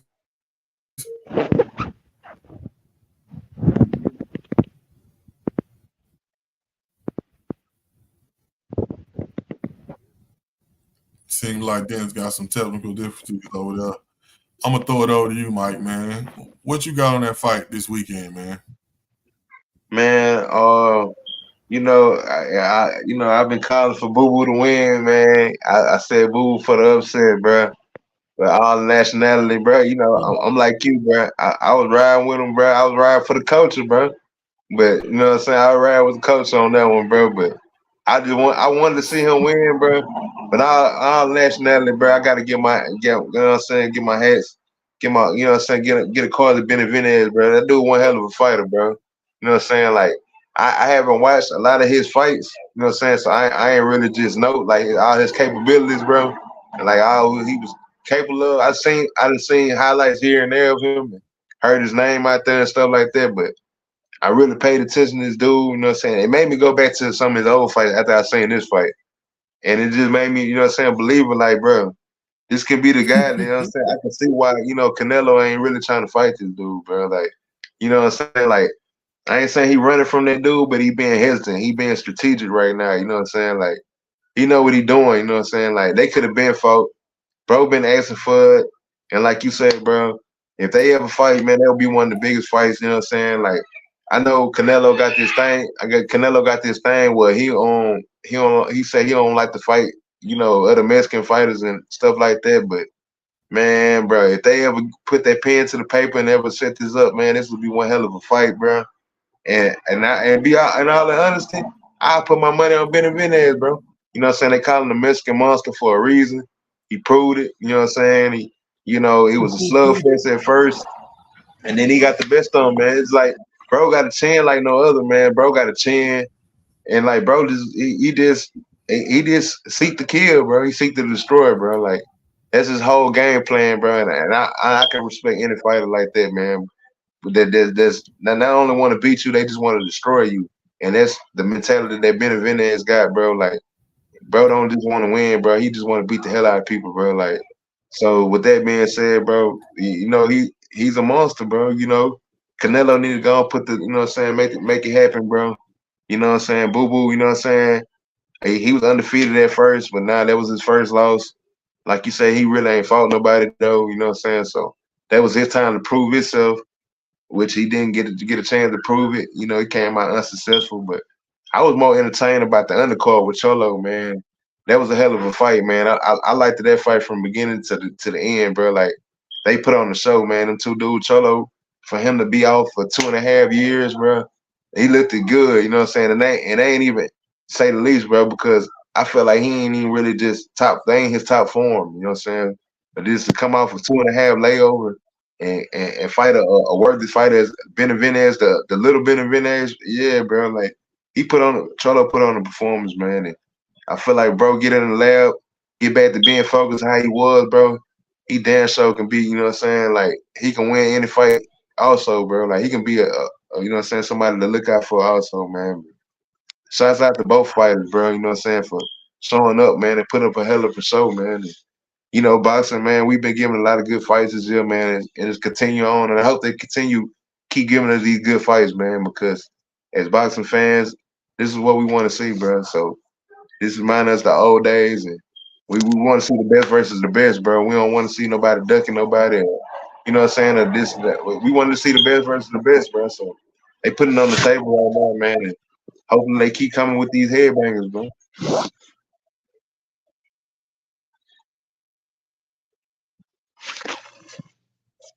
Man, what you got on the fight that happened over the weekend, Dennis? Yeah, man. I think he was a solid fight, man.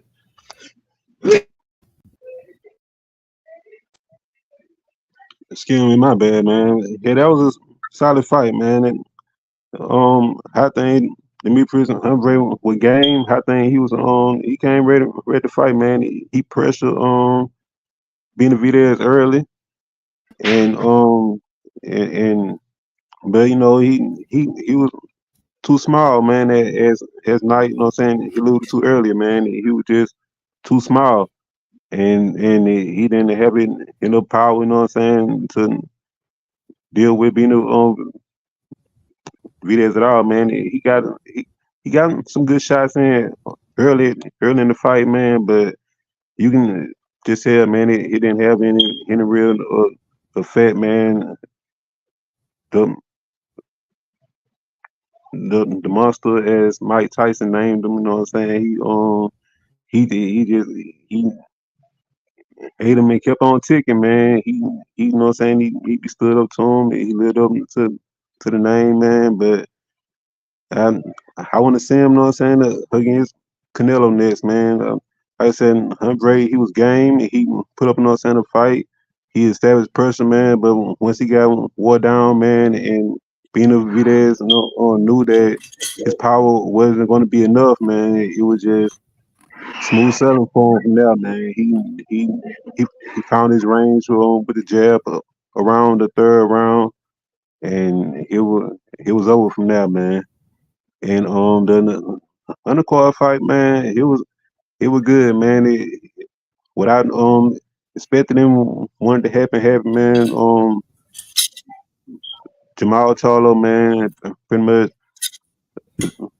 dominated the other Benavidez brother, and it was a good fight, man. That helped a long layoff. Hopefully, man, he he stays active, man, and we get more big fights out of him in the future.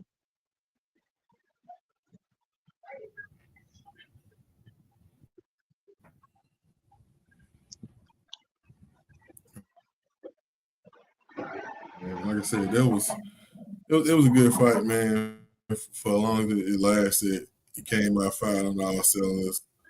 I just knew how I was gonna go based on just having me being who I am and how much I pay attention to boxing behind the scenes and stuff like that.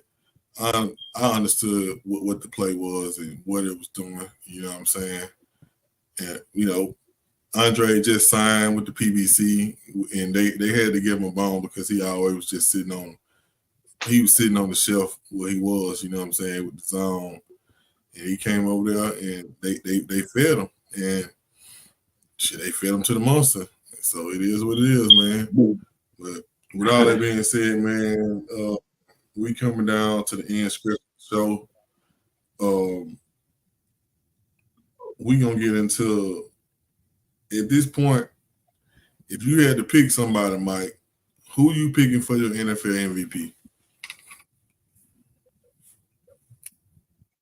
Man, right now it's a neck to neck race between Jalen Hurts and Lamar to me, man. You know what I'm saying? That'll be my that'll be the two guys that do that. And I say a dark horse. You know what I'm saying? Dark horse. I put Tua. You know what I'm saying? In a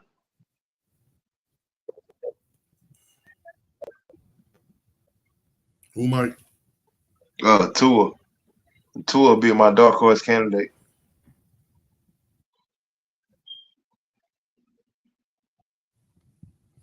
Okay, then. You had to pick your MVP right now for the season. Dennis, who you are? Right now, man, it have to be Hurts, man. It have to be Jalen Hurts, man. But I still got Lamar too, man. Has him just like Mike, man. And I got So I got my Patrick Mahomes number 3 right now, man. And I like Tua too. I like Tua. And if the Texans can find some kind of way to get into the playoffs, man, I have to give Stroud an honorable mention.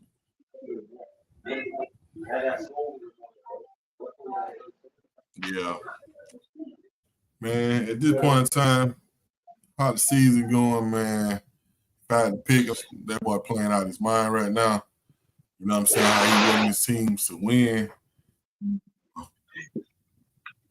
What I'm about to say, man, I ain't trying to be no homer dog, but I'm gonna say if that beat Buffalo and he beat Philly, he the MVP of the league, man.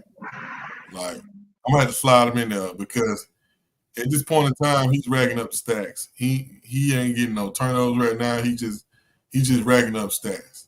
So all he needs is those 2 wins. If he get those 2 wins, man, to me that'll propel him into, you know what I'm saying, that #1 spot. But that's who I really paying attention to right now. Tua been playing good, man, but Tua, every time they play against a good team, they lose, and they lose bad. So I can't put him up there because the way everybody been beating him is just take away his time. There ain't no MVP to me right there. You know what I'm saying? And like they just take away his timing. His time routes, they take away, he out of there. You know what I'm saying? With Dak, he's been grinding it out the whole season. You know what I'm saying? So with that being said, it's just at this point I'm gonna say it's a one-horse race. But if Jalen, you know what I'm saying, continues to play like he's playing, you know what I'm saying, it could give room for somebody to have a big game to move into that #1 spot. So at this point, man, mine is just at 2. It's my MVP is Ray. I mean my MVP is Jalen Hurts, and my runner now is Dak. So with that being said, man, we are almost out of here, man. I'm gonna touch on that Vikings Bears game, man. What you got on that game, then, as far as that's a division game for y'all, and y'all pretty much, I ain't gonna say y'all desperate, but y'all really need this game right here to continue if y'all got any kind of hopes and aspirations on making to the playoffs. You know what I'm saying? What you got on the whole situation with the Vikings doing right now, and do you got y'all slated to be in one of the playoff spots? Oh yeah, man. I think it's a big game, man. Chicago always a tough out for the Vikings, man. You know what I'm saying? It's a long rivalry, but I think this time around, man, the Vikings they gonna handle business, man. Justin Jefferson, he's still questionable right now, man. I think he's gonna end up sitting this one out, but I think Dobbs, Addison, and Powell, you know what I'm saying? Hawkinson and the boys, man, they gonna find a way, man. And the Bears, man, they'll team with a couple pieces, man, but they kind of in disarray right now, man. I don't think Matt Eberflus believes in feels at all, man. And there's a big disconnect, man, between the coach and the QB, man, and you never want to see that. Um, even though Fields and DJ Moore have found chemistry, man, I think what they doing this year together, man. I don't think he should go, you know what I'm saying, unnoticed. But the Bears they still have a lot of problems, you know what I'm saying, on defense, man. And I think the Vikings should be able to exploit those problems, man. Dobbs has another week up under his belt with the team, and in history time of preparation we can get with him, man, it's always gonna be worth it, man. We get a history day of prep time with this game in the Monday night, so I think the Vikings should do what they supposed to do, man. I don't expect it to be some kind of blowout or anything like that, man. But I think the Vikings should put this one out on and handle it.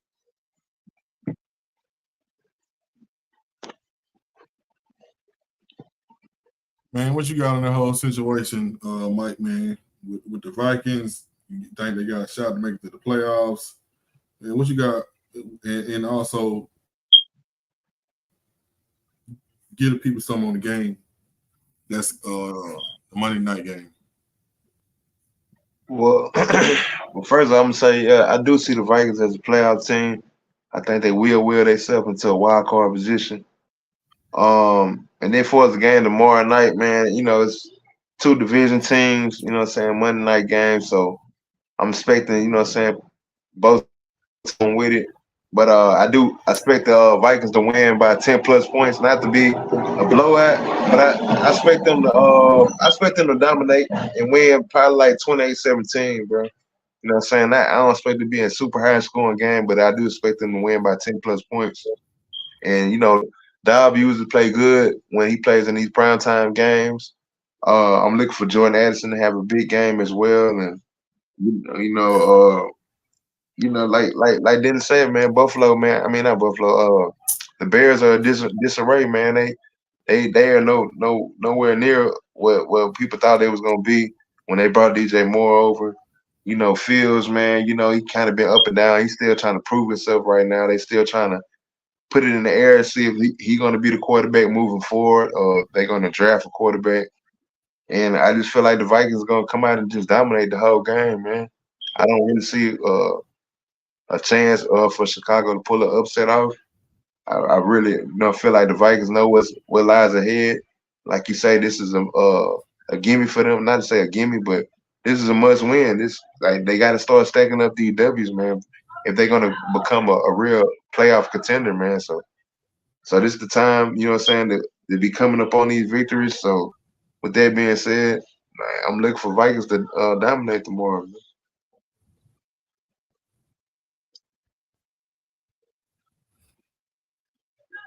Yeah, man, I feel the same way. Like you said, that boy Dobbs, when them bright lights shining, man, he may not play good the whole game, but he gonna do something spectacular to try to wheel his team, you know what I'm saying, to the victory. So you know what I'm saying. I think it's a good gauge to see if they gonna keep on with the, you know what I'm saying, with the fireworks, as far as them, you know what I'm saying, keep winning these games or whatever. Like you said, Yeah. I don't see it as no type of blowout or anything like that, man. I just think they're gonna handle their business and move on to the next week, man. So that's how I feel about the Vikings game, man. So with that being said, man, we gonna lean on our expert, you know what I'm saying, WWE wrestling, not only WWE, but just wrestling across the scope. Dennis, man, the WWE had a main event this weekend, Survivor Series. I grew up watching that. You know what I'm saying? You our wrestling expert, man. Lace the people up what you got on Survivor Series in wrestling, man, that happened over the weekend. Oh yeah, man. Survivor Series on War Games. That was a hell of an event, man. I really know what I'm saying, enjoyed it, man.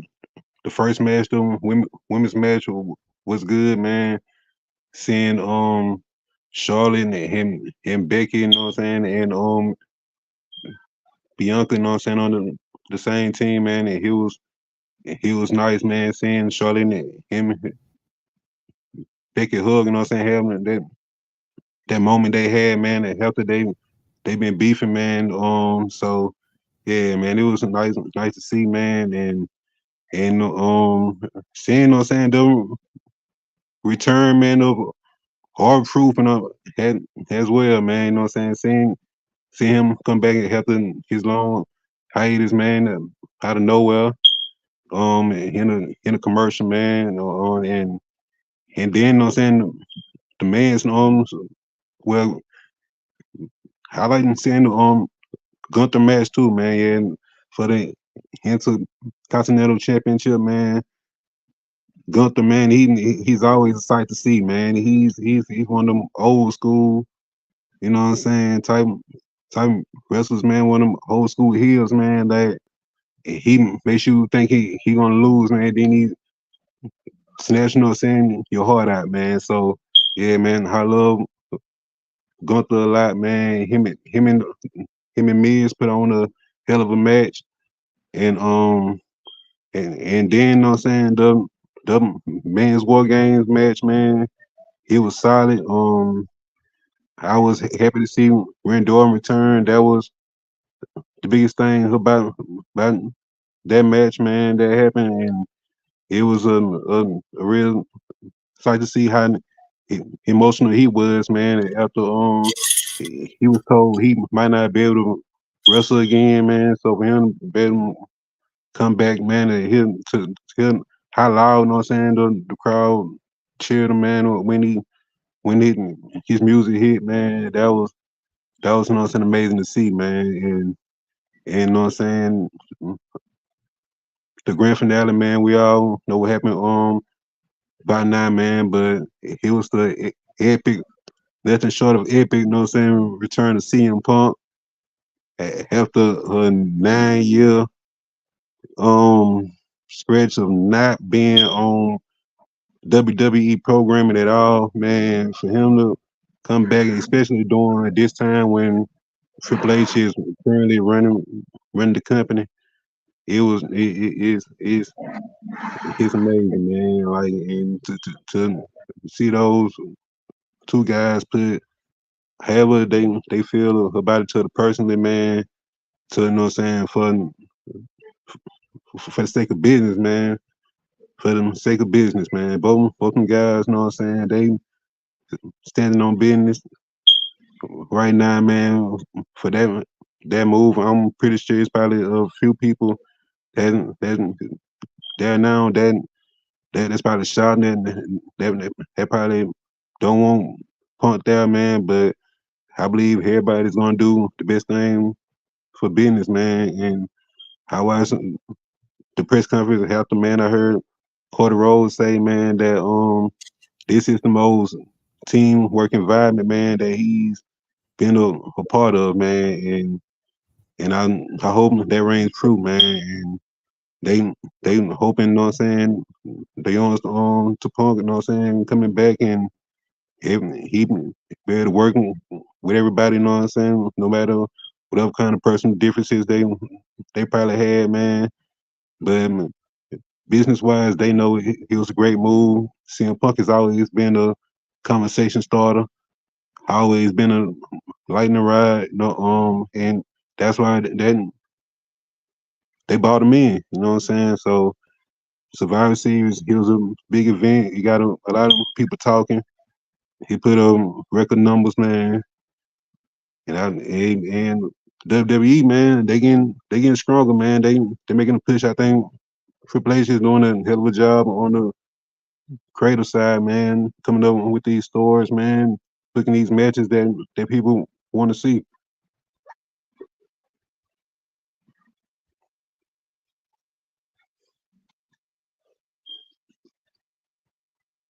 Yeah, man. Appreciate you lacing us up with this wrestling info, man. We gonna keep that wrestling coming, but we about to get ready to wrap this show up. And like we do at the end of all our shows, before we wrap it up, we got a segment called "Get It Off Your Chest," and whatever the guys got on their mind about what we didn't talk about during the show, and whatever they got on their mind.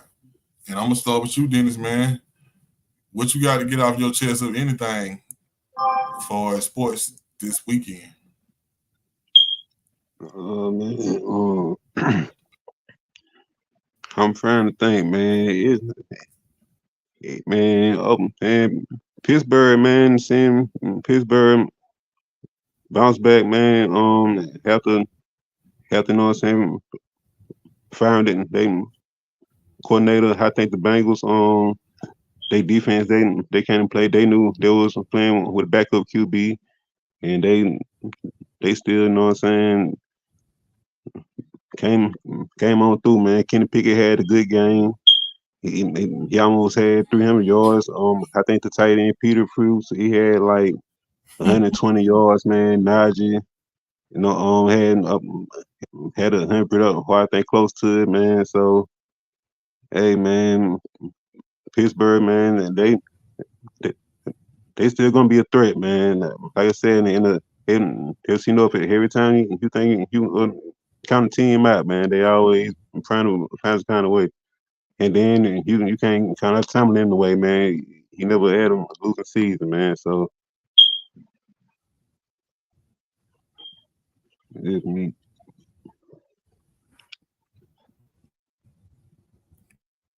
Man, what you got to get out your chest, Mike, man? Man, I'm just, start out by saying, man, salute my team, man, the Ravens, man, for going 9-3, going to the bye week, man. So we ain't gonna be in the action next week. Want to say roll, good luck on Roll Tide, man, this weekend, man, going against Georgia. And we need a couple more teams, to lose in front of them, man. Hopefully one of these guys will fall off or something, but not show up. And man, I want to give a small little, spotlight, man, on high school basketball, man. You know what I'm saying? Like, it's been a lot of talent in high school basketball. I don't know if y'all pay attention to it or not, man, but I enjoy watching it, man, from Carmelo and them son and to, Bryce and them guys, man, Cooper Flag, man. It's a lot of talented dudes coming out of high school, man. I'm keeping my eye on them, man. And just, go Ravens, man.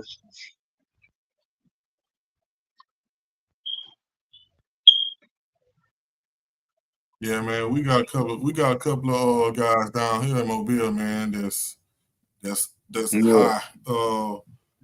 Yeah, that boy As far as LeBaron, kind man. of That boy LeBaron hard too, high bro. school basketball, man. So we definitely keep an eye. Yeah, Oh yeah, yeah, we man. definitely keep an eye on that down here, man. Oh yeah, man. Shout out to Go ahead, Dennis. shout out to BC Rain too, man. They went to the second round of the playoffs, man. Unfortunately, man, they didn't pull it, man. But hey, man, I got them congratulating them boys on a hell of a season, man. And I know they're gonna come back strong this year, man. Sure. Okay, then, man. I mean, what I got to get off my chest, man, is the fight I was pretty much waiting on. That's the reason why I asked about the pay per view. I didn't really buy it for Benavidez as I asked about it for Jamal Cholo. Him being off 2 years, man, going through the whole situation that he went through, man, and for him to get in the ring and perform the way he performed, it was really a layup. If you know anything about boxing, Benavidez, brother, all he's gonna do is come forward. All Cholo had to do was make sure that he didn't get caught with anything coming back and just pick his spots and pick his shots, Mm-hmm. get in a rhythm. It's like a sparring match to me. But with all that being said, man, I was happy to see him back. You know what I'm saying? Especially getting back in the ring, doing something he loved to make himself feel good. You know what I'm saying? You can tell he was kind of emotional, you know what I'm saying, in the ring after the fight. He was just happy, you know what I'm saying, that he was there. And you know what I'm saying? It was a pretty good fight, man. I really enjoyed that fight, man. Just from a boxing standpoint, somebody coming forward and you counter punching him, he working the jab, like he had it going last night, man. Ronnie Shields, his trainer, got to give him a lot of props, man, because it would have been easy for Ronnie Shields not to stick by him. He stuck by him the whole time, man, through thick and thin. And, you know what I'm saying? It's obvious that they got sort of a father-son relationship, even though, you know what I'm saying, the Cholos brother, their father is around. But like I said, it was a real good treat to see him, you know what I'm saying, come back from a 2.5 year layoff, and especially him to still have his title for being off. That's kind of heard of, and still being able to keep your title being laid off, you know what I'm saying, 2.5 years. Normally they'll put you in champion recess, but for whatever reason he was done that way, and you know what I'm saying, he's still the 160 WBC champion. But yeah, that's what I had to get off my chest, man. That was really cool to see him come back and fight, man. Yeah. So Well, with all that being said, man, this been a long show. It's been a 2 hours. We grinded out for y'all, and like I always said at the end of each episode, man, all we gonna do is keep getting better. And y'all boys got anything y'all got to say before we get on out here, man? that's it, man. Stay blessed out there, man.